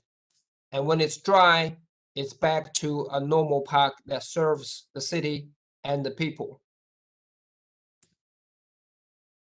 Example number 2 is we use a park to develop a green sponge to solve the water logging problem, specifically for the surrounding urban landscape. This is Dongwan Wetland Park in Sanya. So what we've done here is borrow the old terracing, ponding, and diking ancient wisdom from the older times and turn them into a modern landscape park, where we create different systems that allows the park to absorb more water for the surrounding landscape. And this is the master plan. It shows different ancient wisdoms and ideas used within the same landscape. And this is when the park was built. You can see all these different ideas all designed into one park, one space. And this is when the park was built. So after the plants was grown, this is what's seen underneath. Very simple solutions: ponds, path, trees, and plantings. And what this does is it absorbs water from the surrounding urban landscape and helps them manage water. Or in our ideas, the sponge city. Example number 3 is going back to nature. Exchanges from the freshwater, and it's naturally where the mangroves are found, but it was lost due to our city's progress. So what we've done is we've looked at the way that water exchanges at this park, and we've designed the land accordingly to. So this is the site before, where the water was completely cut off from the. And what we've done is we've re-engineered the earth. Water can exchange here easier, and for the mangroves to grow back. So this was a year after the park was completed. As you can see, all these fingers have the mangroves growing back slowly. Example number 4, which was talked about, is to use the power of nature to clean water for us. And this is the Shanghai Hotan Park, built in 2009. So what we've done is we use the linear shape of the park as a natural process to clean water. So water goes in from one end and goes into these wetlands and constructed wetlands, terraces and ponds, and gets cleaned by the plants. Same idea, terraces, simple terraces, and simple landscape ponds with people, and people can enjoy the scenery, the landscape, but the water comes out on the other end, and we create enough water for 5,000 people a day. So the last example is an integrated approach where we put all the systems that we talked about in the previous 4 examples together in this Mesa River project. We stripped off the bank for the concrete bank for the river. We put back the terraces, we put back the plants, and we brought people back into the park. So this is adaptable park, a floodable park that also cleans water and allows nature to grow back. And imagine that we change all our river edges into these sort of landscapes, and how much problem that will solve us for the urban areas, to solve the water quality issue, to solve the water logging and flooding issue. And this is proven, with the post-operational tests, that some of the nutrients were successfully removed. So finally, action number 3 is that we need to campaign, we need to talk to the decision makers about these new ideas. So that this is what we got back from the very top level of the government, saying that they agree with us, and they're starting to push out in the last 5 years the changing of policies to align it with the new way of thinking, the natural-based solutions with ancient wisdoms. So as a conclusion, we are entering a new era of what we call the new civilization, and we require a new way of thinking to start thinking about natural-based solutions and bring back some of our ancient wisdoms in the planning scale and as well as on the ground. And in the end, I will leave you 3 aspects of challenges. One is, how do we again change the decision-making process? 2 is, how do we make our nature-based solutions more scientific so that we can measure the result? As well as number 3, how do we standardize them and so that we can apply them in a bigger scale or in the mass, more produced scale? Thank you very much. And sorry about the connection.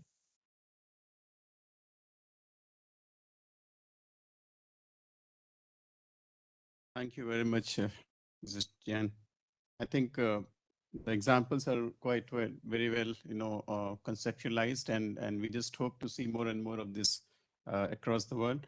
I'm also quite conscious of what you raised at the end. I think they are the challenges which we feel needs to be addressed as well. Clear distinction of how we can see the costs involved, how the benefits are accrued, and also in the long run, how this is dovetailed, as I've been saying time and again. May I now turn to our next speaker, Dr. Cornelius Sandhu.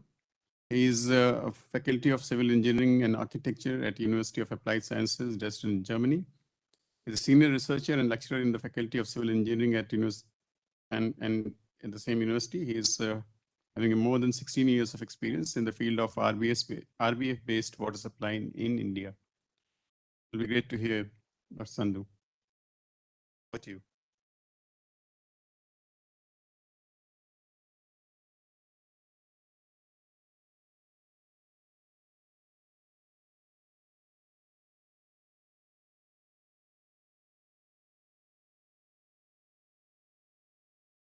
So a very good afternoon and a very good evening to colleagues in and all the participants in the deep dive session in Dubai, as well as also worldwide, including also in India. And just quick technical check. I hope you can hear me and I hope you can see. Yes, I think the presentation is there. Yes, we can see that.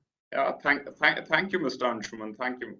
So I would also like to take this opportunity, of course, to thank you, Mr. Anshuman, but also the Perry, of course, also my colleagues, Thomas Krishek and Dr. Gopal Krishnan from the NIH Roorkee.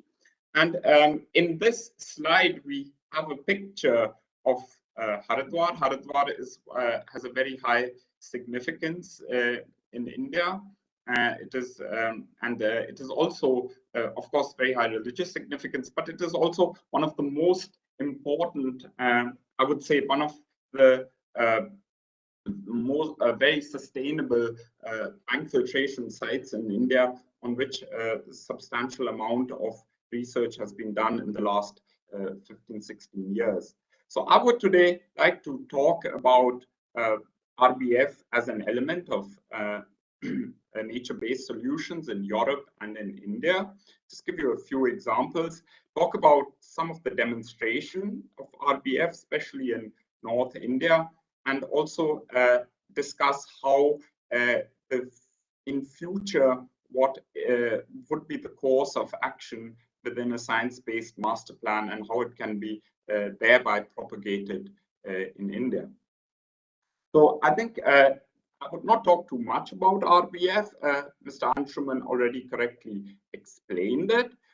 Nevertheless, I would like to point out that there are different terminology which are used. For instance, one talks about riverbed filtration, especially for certain bank filtration systems where one has horizontal collector wells like those which are installed, as an example, in Mathura, in the Yamuna River, and also as in the Sabarmati River in Ahmedabad. There are also examples of lake bank filtration, quite prominently from Lake Tegel in Berlin, but also from the Nainital Lake in Uttarakhand, where unfortunately there have been floods in the last few days. And one can also have canal bank filtration, but overall, one could refer to all of this simply as bank filtration, and one should not get too lost in the terminology. One of the big benefits of bank filtration is, of course, the reduction of groundwater depletion in the large basins. It's the dilution of groundwater where one has high arsenic concentration, and this is, of course, important in the Ganga basin. And it is also robust against predicted climate change. But primarily, of course, it's a pre-treatment, not only for drinking water, but also industrial and irrigation water. RBF is actually an element of managed aquifer recharge. And if one looks at Europe here, the induced bank filtration, or in other words, when we create a drawdown in the groundwater through a production well, and thereby the surface water flows deliberately due to the hydraulic gradient to the well. This technique is one of the most widespread. Of course, there are other methods such as spreading methods, which are also used in Dresden through big basins, and a few others. And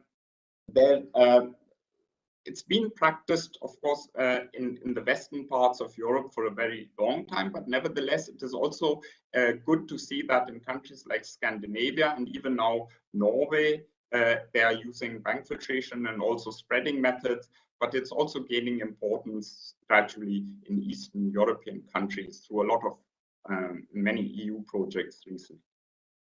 In the long term, bank filtration, of course, has been used mainly to manage the water quality, but of course also as Professor Kasna said, it's also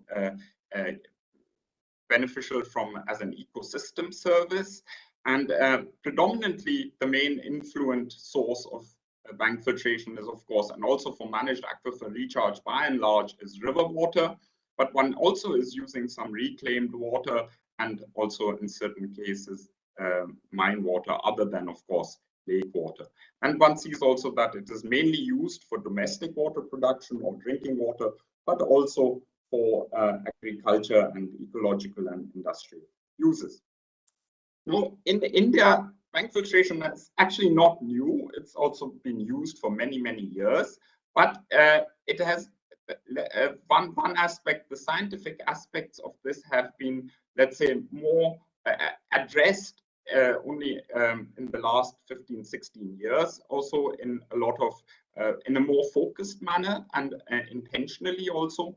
And most of the sites in India are in the gray shaded area, of course, where you have alluvial deposits, which are a precondition for bank filtration, mostly in the northern, in the Gangetic basin, but also in some along certain rivers in South India, in the Peninsular basin, amongst others, also in the Western basin, in Goa, near Goa, and also in Andhra Pradesh.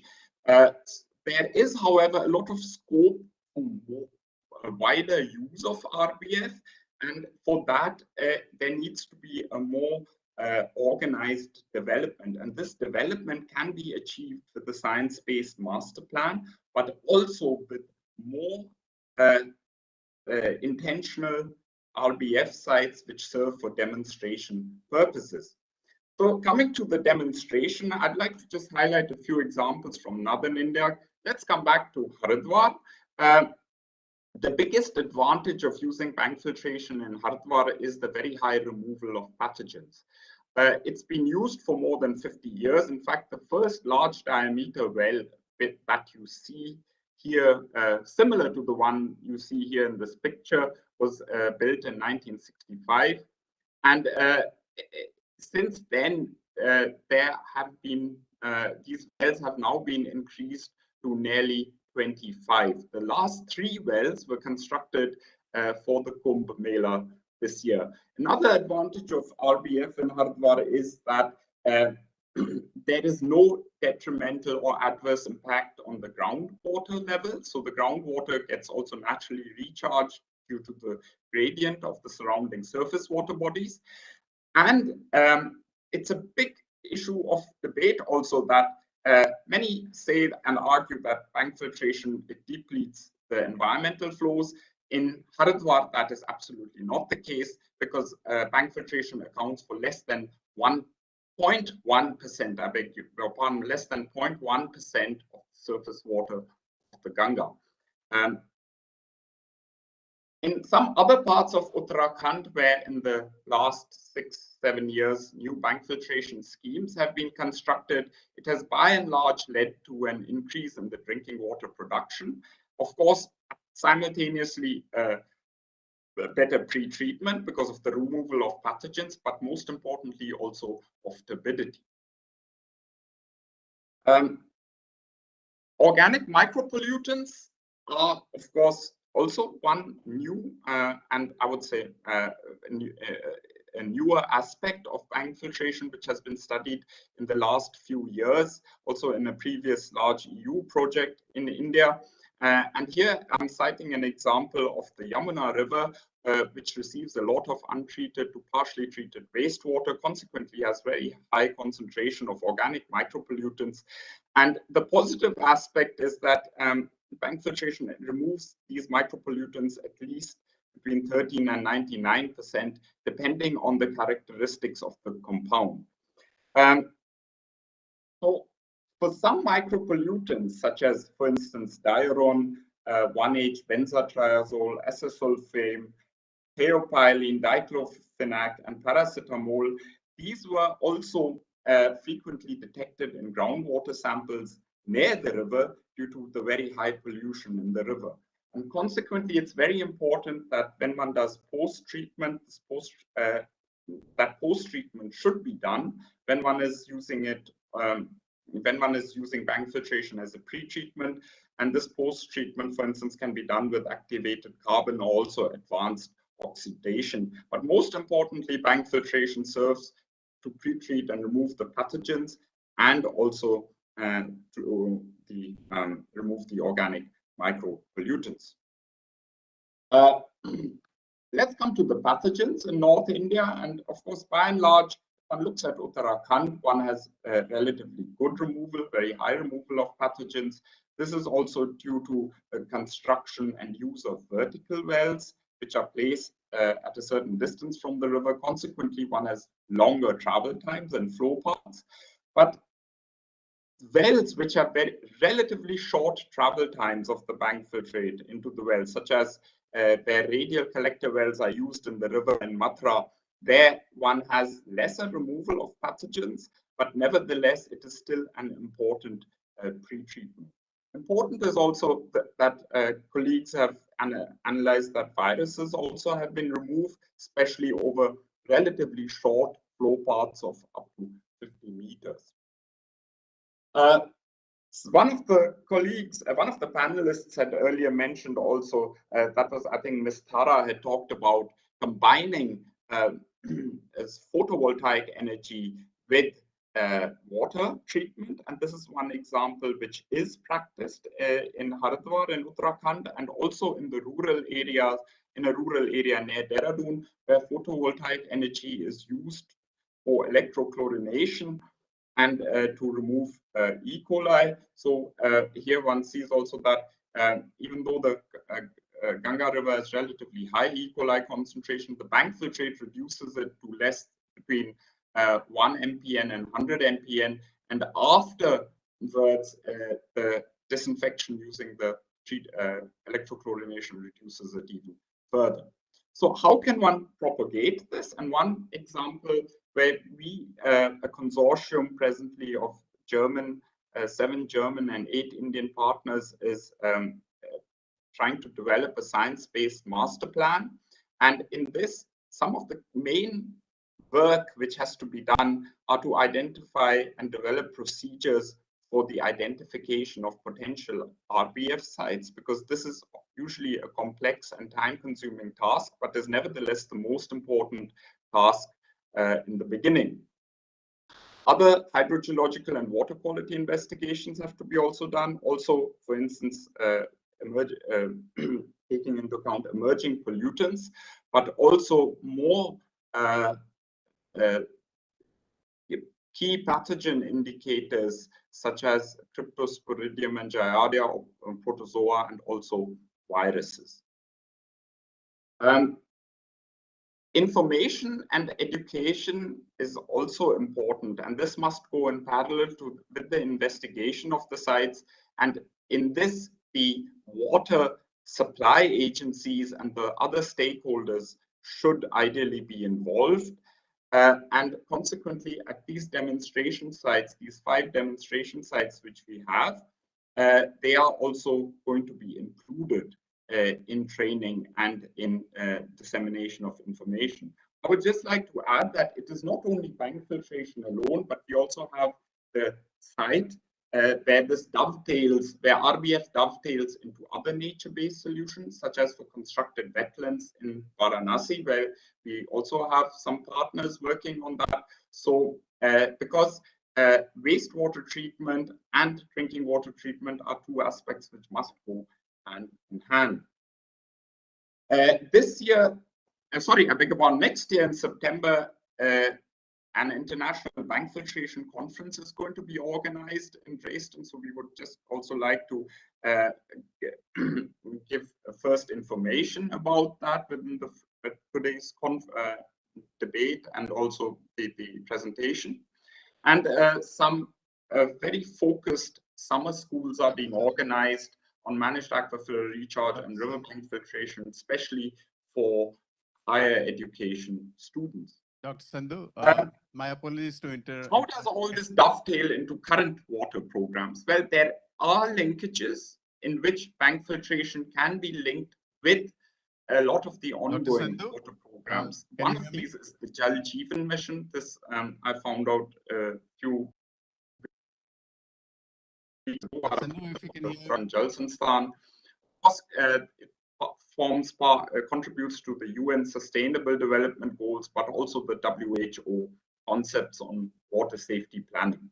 There are also a few other contributions which can be made, for instance, to from an economical point of view and commercial point of view to Atmanirbhar Bharat, and it is also forms part of the managed aquifer recharge network of the National Association of Hydrogeologists. And coming to that, I would just like to highlight that the vision is in the long term. It's not so long ago, if you think one has already been working for 60 years. 2030 will soon be there, and the aim is that by then at least 5% of the drinking water in India is provided by bank filtration.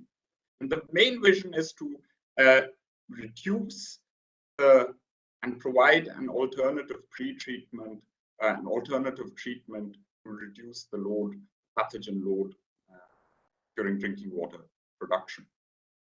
One new book which is about to be released is this book, Managed Aquifer Recharge, a showcase for resilience and sustainability by the UNESCO IHE. And not UNESCO IHE, sorry, just by UNESCO and a few co-authors. And this highlights quite a few very, I would say, positive examples, not only few on RBF, but by and large on managed aquifer recharge worldwide. So with that, I would like to thank you very much. Of course, I acknowledge the funding by the German Ministry of Education and Research, but also our partners, the National Institute of Hydrology in Roorkee and the Ministry of Jal Shakti, Government of India. And of course, also TERI and our colleagues in the TERI Southern region. Thank you. Thank you, Dr. Sandhu, for these great insights on riverbank filtration. It's my immense pleasure to now invite Honorable Minister Shri Gajendra Singh Shekhawat ji. Sir, we are very grateful that you have been able to join us despite a difficult time at your home. Our heartfelt condolences to the departed soul. I'll just quickly introduce Shri Gajendra Singh Shekhawat ji is basically Indian politician from Rajasthan, who is currently serving the Union Cabinet Minister in Ministry of Jal Shakti. He's Member of Parliament from Bharatiya Janata Party, representing Jodhpur in the Lok Sabha. He was born in the Marali village in Tehsil Sikar district, in Tehsil Shri Madhopur of Sikar district in Indian state of Rajasthan. He received his Masters of Arts and Master of Philosophy from Jainaran Vyas University, Jodhpur, and began his political career in student politics when in 1992 he was elected as president of the Student Union of JNBU University. Shekhawat ji was appointed as National General Secretary of BJP Kisan Morcha, the farmers' wing of Bharatiya Janata Party. He was also a member of Rajasthan State Executive of the Bharatiya Janata Party. He was elected as a member of Parliament to the 16th Lok Sabha in 2014 with the highest ever winning margin from the constituency of Jodhpur. One of his major achievements during his tenure as MP has been the expansion of the Jodhpur airport, a demand that has continuously been raised during the last 18 years. On 3rd September 2017, he was appointed as Union Minister of State, Ministry of Agriculture and Farmer Welfare. We thank you, sir, again for joining and take our pleasure to hear you. Over to you, sir. Thank you very much, Anshumanji. First of all, I express my deepest gratitude to all the organizers of G-Stick Conference for inviting me and allowing me to share my views on this global forum. I also take this opportunity to welcome and congratulate all the learned dignitaries who have joined me in this conference from different parts of the world to listen to my views. Friends, to achieve the Sustainable Development Goals set by the United Nations and build a better future for all the world citizens, organizing this 5th G-Stick Conference and many more of the same nature is essential. I've been informed that the focus of this conference will be on technical solutions and technologies needed to meet the SDGs.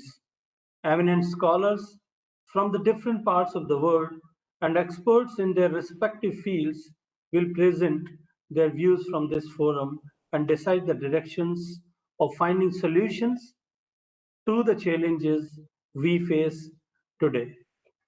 Dear friends, the world is still terrified by the outbreak of the corona pandemic. This global disaster has shaken us. Due to this, the kind of devastation that the whole world has suffered, it is not possible to return to the normal immediately. But it is also true that we have not lost our courage and hope. All the countries of the world, including India, have successfully fought it together. All of us are moving towards achieving our development goals with renewed energy and extraordinary zeal. This GST conference is a reflection of our resolve to move forward continuously. I'm honored that today I'm getting an opportunity to speak at this conference on harmonizing nature-based solutions, or NBS, for water security. Today the world is brainstorming very seriously on global issues like water management and water security, and looking at the ways to deal with their challenges. It is a necessity related to our life, or rather our existence. So it is the responsibility of all of us to ensure its continuous availability. It is a well-known fact that global water use has increased sixfold in the last 100 years. Global water demand has been growing at the rate of about 1% per annum over the last few decades due to population growth, economic development, and changing consumption patterns, among other factors, and will continue to grow in the near future. On the other hand, the availability and quality of water are being affected rapidly due to the problem of climate change and increasing pollutions. Tracking these twin challenges today calls for bold measures and sustainable solutions. Today we need a solution that combines natural, engineering, and technological alternatives with a systematic approach. Friends, with the start of the United Nations Decade on the Ecosystem Restoration in 2021, COP26 has devised a mechanism for a more comprehensive discussion on nature-based solutions, or NBS, for climate change adaptation strategies.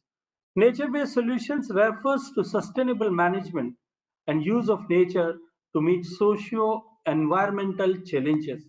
It is also an important component of the overall global effort to achieve the Paris Agreement on climate change goals. It has been estimated that the world population, which was about 7.6 billion in the year 2017, will increase from 9.4 to 10.2 billion by the year 2050. It has also been said that two-thirds of this population will reside in cities. The United Nations estimates that half of this projected growth will be in Africa and Asia. Therefore, the people who need more water will be from developing and emerging economies. On the other hand, the International Institute of Water Management estimates that the total water demand can reach anywhere between 680 billion cubic meters to 833 billion cubic meters by 2025 and 900 billion cubic meters by 2050. Countries facing a water crisis may have to deal with the diminishing availability of surface water resources by 2050. An estimated 3.6 billion people now live in areas that could face water scarcity for at least 1 month a year, and this population could increase from 4.8 to 5.5 billion by 2050. India's share in the world's population is 18%, but we have only 4% of water resources.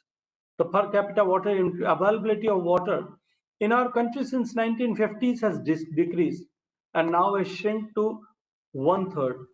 On the other hand, it is also crucial that the water available in 1951 and today is almost the same, but our population has increased 3 to 4 times. That is why today the challenge of the water crisis has arisen before us. Our respected Prime Minister Shri Narendra Modi ji, who is globally renowned for his visionary thinking and historical and bold decisions, at the beginning of his second term in the year 2019, considered the importance of water and the need of its management and formed the Water Dedicated Ministry of Jal Shakti to work on water and sanitation holistically. Over the last few years, the central government has taken many necessary steps towards better management of water in India. Some of the programs including Jal Jeevan Mission, Har Ghar Jal, Jal Shakti Abhiyan, National Mission for Clean Ganga, Atal Bhujal Yojana, etc. are particularly noteworthy in this regard. Dear friends, on 15th August 2019, Honorable Prime Minister Shri Narendra Modi ji announced from the rampart of Red Forts the Jal Jeevan Mission, drinking water to every household to provide tap water. Under this, he has set a target to provide clean drinking water to every rural home by 2024. Today, 83 million, almost 43%, more than 43% households in India have started getting clean water from taps. When this mission was announced, out of 190 million families in rural India, only 32 million, almost 12%, 16% were getting clean drinking water at home. It is evident that in about 26 months, the Ministry of Jal Shakti under the leadership of Honorable Prime Minister Modi ji, with the help of the states, has given roughly about 50 million new connections under this mission. And this is the largest drinking water program ever in the world. The Prime Minister launched the Catch the Rain campaign on the World Water Day on March 22nd of this year. Keeping the importance of rainwater harvesting in mind, this campaign to save the raindrops from the sky is being run across the country to ensure a better future for the coming generations. We are taking all possible measures to save the life's most important nectar that nature is showering in the form of raindrops. We all know that rainwater harvesting is the most accessible way to replenish the groundwater.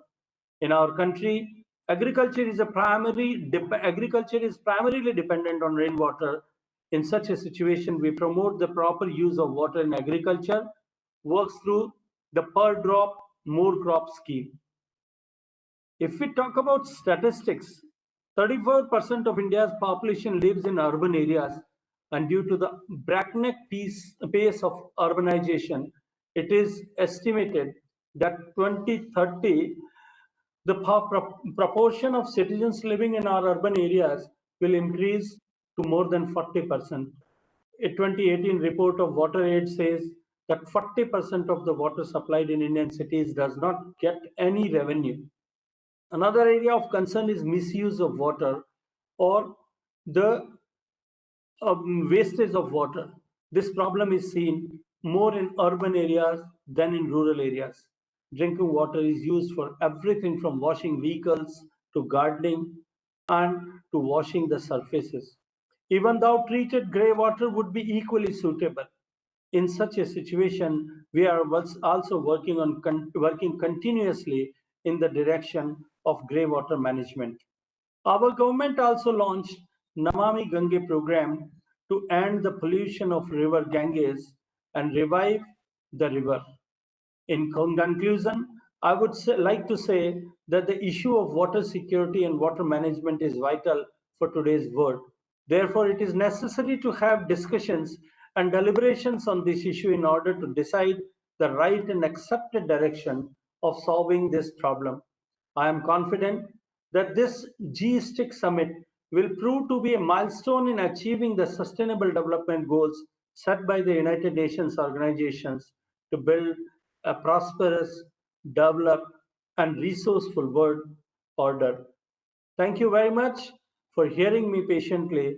But before I end, I would request all of you present here that by only making it a Jan Andolan, a people's movement, we cannot provide the sustainable future as far as the water is concerned to the future generations. We will have to make it a people's movement and people-driven movement along with the support of the technology. Thank you very much. Jai Hind. Thank you, sir, for your kind words, insights, and wisdom, and also inspiring us towards sustainable water management. We promise you that we will further the entire agenda and the inspiring programs that the ministry and the government of India is taking forward, including the Jal Jeevan Mission. We are again on behalf of Terry and Vito and the G-Stick organizers. Thank you for joining us for this G-Stick event.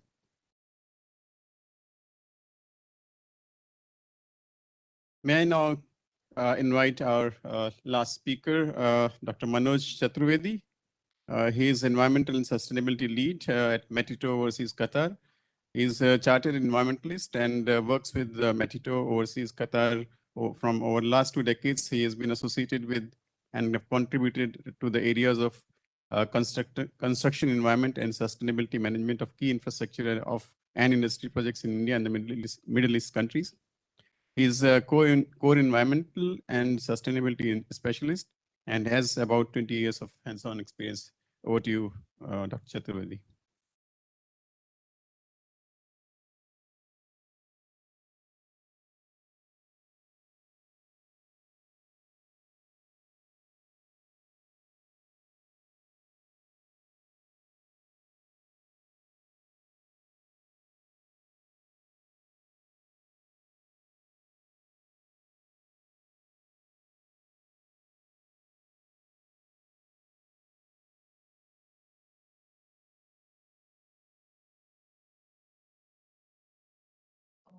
Dr. Chaturvedi, you are on mute. Yeah, I've just opened it. Are you able to see the presentation now? Hello? Yes. Yes. Okay. Good evening, everybody. Today I'm going to present one component of, water related this thing, that is the treatment of sewage. Majority of the things has been touched upon by many people. I will be just talking about how practically we will be able to implement in India and how important it is. So if we go on a overall level, so there are 4 kind of, just a minute, I'll hide. There are 4 kind of treatment systems which can be considered under having minimal dependence on mechanical elements, and they support treatment process. Typically, natural-based treatment system, they use plants and bacteria to break down and neutralize the polluted wastewater. It could be waste stabilization pond, USB followed by polishing pond, duckweed ponds, and constructive wetlands. All these systems have been working in India since time immemorial. In fact, in 1968, and in 1970s, even Professor Soliji Archiwala had made a full list of natural treatment systems working in India, and they were more than 100 in number.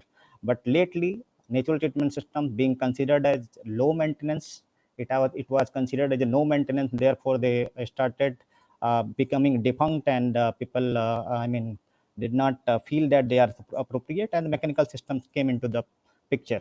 However, in recent past, in last 10 years, again, people have started thinking on this direction, specifically because of the various requirements that are coming for the treatment, better level of treatment. So out of all 4, the one is the constructed wetland, which is, best suited in terms of it will require less land, and there are other associated things that will not be issue for people to implement it. Before we discuss about that, we need to understand that why exactly we would like to utilize this nature of constructed wetland. So if we see our entire ecosystem, that is divided in terrestrial, wetlands, or deep water ecosystem. Hydrology, if we see, in that case also wetlands are intermittently to permanently flooded, and therefore they work as a source for the carbon, sink for the carbon, and also transform the complex compound into the simpler form, and their productivity is generally high. So we engineering, fraternity, which are called,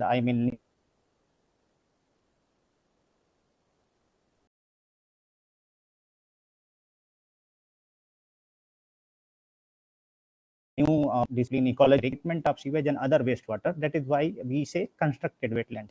So this is effective and low cost treatment, and there are so many on the basis of flow regime. Hydraulics, it is called either surface flow or subsurface flow. I'll be talking about mostly of subsurface flow because there are certain problems with the surface flow.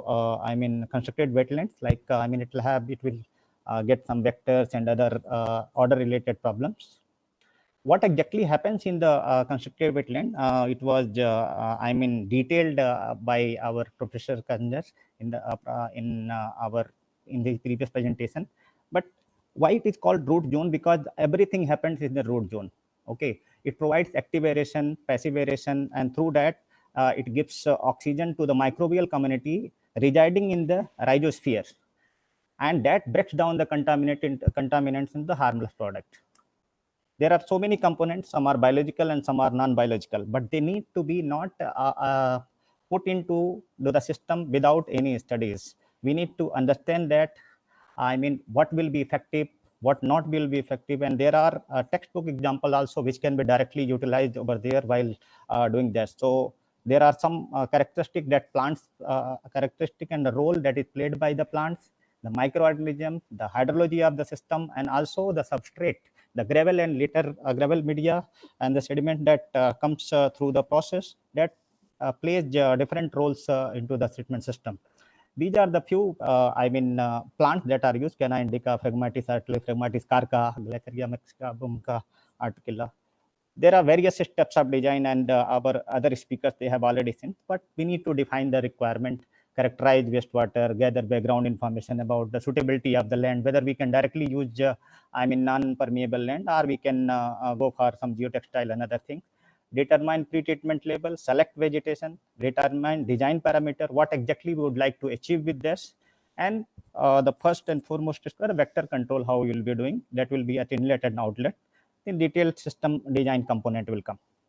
Various application, it has been discussed by our my previous speaker, like it can be used as advanced treatment, combined with secondary and advanced treatment. Habitat development it can be done, irrigation, return water it can be utilized, landfill leachate treatment also it can be done. In some of the cases in India also it can be used. It can be used by tertiary treatment of I mean this distillery water also, reclamation and water reuse. Secondary treatment, definitely yes. Septic treatment also it is being used and being applied in some part of Himachal Pradesh. They are trying. Storm water treatment, definitely it can be used in combination with the lake rejuvenation program, where storm water should pass through the various I mean subsurface flow system, and then it can be utilized. In summary, we can see there the performance of the BOD removal is 60 to 90% depending on which climatic region and which part of the month we are looking at the progress. Now 60 and 90 has been achieved further. Now it is 85 to 90% has come depending on certain addition. Like the professor said that there are some modification that has been done for constructed wetland plus. So nitrogen removal is 25 to 50%, and I have listed the technology, like various technology that contribute. 65% is also in the one climate like India and Middle East countries. I mean, it happens by nitrification, denitrification, ammonification. Phosphorus removal up to 74% can be achieved in our country. TSS up to 75%. But if we couple with some physical system, some mechanical system without any energy intensive input, it can be achieved even 85 to 90%. Pathogen and coliform removal is 76 to 99%. It's easy to operate, cost effective in both installation as well as operating, and most importantly, it is aesthetically pleasing. In some cases, it is being considered as a wastewater garden in various big complexes also. The major challenge now is with all this understanding, since last 30 years, so many work has been done across the world. Even US EPA has come up with the guideline, how exactly it will be implemented. In India, also DBT has funded some of the documentation on this, and even CPHO also gave a recommendation. But there is no set guideline that has been provided to, I mean, our municipal corporations. So how exactly they should deal with that? And the major problem that happens is these natural treatment system, including constructed wetland, requires more land. And mechanical treatment systems have different kind of problem. I mean, funding can come from the central government, it can be installed, but operation has to happen by the municipal corporations and other bodies. They don't have money to operate because they are not able to collect money from the users. So this dilemma need to be, I mean, taken care of. Recently, one of the research group in IIT Bombay, they did cost comparison of operation maintenance cost of land requirement comparison with mechanical treatment system and constructed wetland. Here you can see there are CWS1 and CWS2. This division is based on shallow constructed wetland and deep constructed wetland. When we say deep constructed wetland, the constructed wetland will have 2.5 meters. It will have 3 zones. It will have some anaerobic zone also, and that enhances the treatment option. And then MTS you can see. So typically our BOD that is there in the Indian sewage is 300 milligram per liter. You can see here the operation maintenance cost goes up for MTS when you are going beyond 50. Okay, when you want to bring down what is required by the NGT and other standards, then it goes up. When it goes for natural treatment system, it is almost same. It will go slightly up in the operation maintenance cost. When we see the land requirement, then it becomes opposite. Then you will have constructive wetland. This will require land too much in that area. Land cost, not land requirement, land cost will increase because of this thing. So land will be increasing if you are bringing it to 5. And the same goes for MTS. You can see MTS, this land cost will not increase, but operating cost, you can see it has gone up. Now we have just, it has, you can see there is a trade-off at 30 milligram per liter. If we at 30 milligram liter, we change it and we take it as a tertiary treatment, constructive wetland. It can be easily applied and you will not require too much on the land related cost, and at the same time energy intensive things will not be a factor to bring down your water quality. Here we have given operation a system where it is hybrid treatment system. I will give you on the next page that thing. Hybrid treatment system 1 and hybrid treatment system 2. It's based on the shallow and constructive wetland. So you can see that STS1, that shallow one, it is giving around 6 rupee per meter cube if you are taking that hybrid system. And then for land requirement also, it is it can be taken care of, not going too much, and it can be doable in at least class 2 cities and class 3 cities, specifically in peri-urban areas. So this is the hybrid treatment system, and the reference of the presentation that they, Clean Tech Environment Policy, they have made a presentation also this. So the mechanical treatment system, it can be anything as per the choice of that is established one. It could be simple extended aeration process. It could be USB or any secondary treatment system that can bring down the treatment level to 30 milligram per liter. After that, it can bring down to 5 milligram per liter by the natural treatment system, specifically subsurface constructive wetland system. This will also help in bringing down the carbon emission that I will discuss in the next slide. So STS1 and STS2, they are fit for a different approach.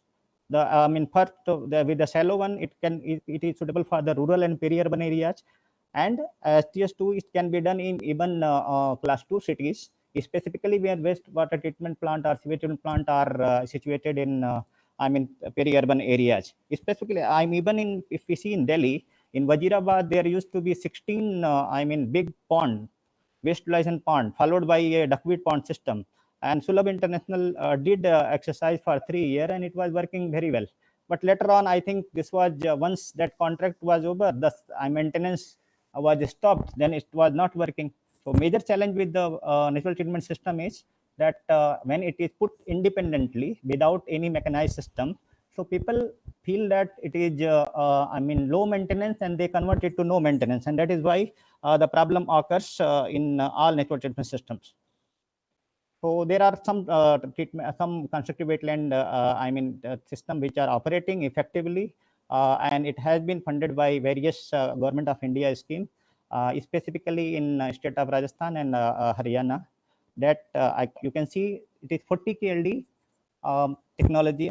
Constructive wetland system. Here you can see.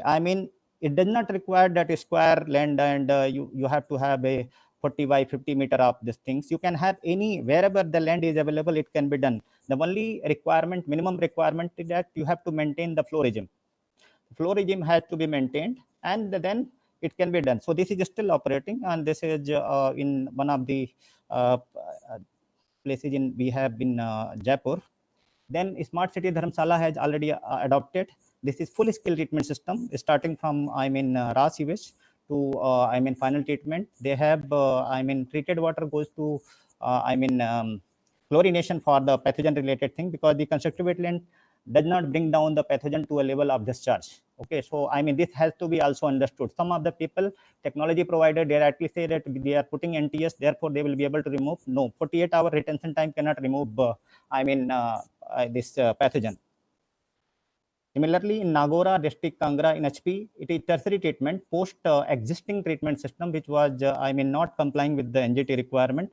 They installed, I mean, constructed wetland with using lily and other plant, and it's working now. Probably it is more than 1.3 MLD. Then another plant, it is 2.89 MLD. Here also it is tertiary treatment. You can see the, I mean, outlet water of secondary treatment and the final this thing. And best thing that once it is established, I mean, scenery in that area is looks very good, and it is even you create a new kind of ecosystem. This is again a small 0.53 MLD. So finally, if you see, there is a direct relation with the, I mean, compliance with the regulatory requirement, and providing the community the treated sewage for different application. At the same time, if we see the current installation of the sewage treatment in India, there is a 200 gigawatt of, I mean, energy, electrical energy is being used to operate the STP, and 340 gigawatt of energy in upcoming STPs, which are in different part of the world under the different scheme that will be done.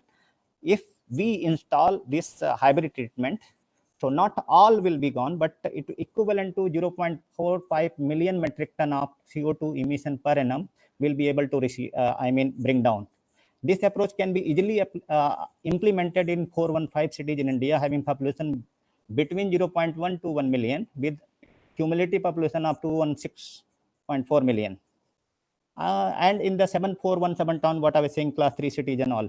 So for these 53 cities having population of million plus, adoption of STS approach is possible for the STPs located at the outskirts, specifically the places, if suppose, if natural treatment system can be adopted in Kolkata, in parts of, I mean, Wazirabad and Delhi, everywhere else it can be adopted.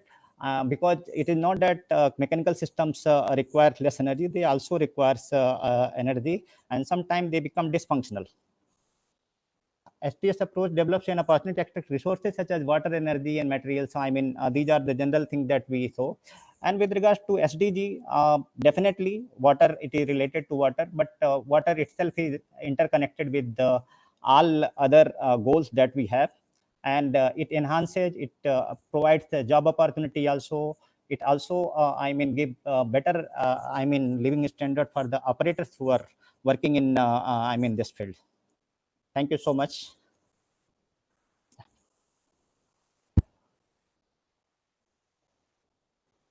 Thank you, Dr. Chaturvedi. Very interesting. With this, we come to the end of the session. Indeed, very enlightening, and I think some very good examples had been shared. I think one of the things which was common amongst all of these examples were that there is possibility of using nature-based solutions to deal with the aspects of water availability, pollution, and so on and so forth. I think the more we are able to dovetail them with the current planning and policies, I think the results will be much more better. I take this opportunity to thank all our guests and panelists, starting with Dr. Ubadavan, DG Terry, Honorable Minister Shri Gajendra Singh Shekhawat ji, Ms. Dee Thara from Ministry of Housing and Urban Affairs, Dr. Hafizur Rahman from VITO, and all our panelists, Dr. Kishan Kazner, Ms. Naveen Mathur, Ms. Zhangji, Dr. Sandhu, and Dr. Chaturvedi. Indeed, your participation has, really enlightened all of us. I also want to thank all our joinees and participants from across the world who have taken the time to hear to us. There will be a summary for this session, which will be available, and the key messages which will be shared at a wider network. We hope that you will be able to spread the word and the messages across to see the benefit and possibility of furthering this particular concept. Thank you all again once for joining.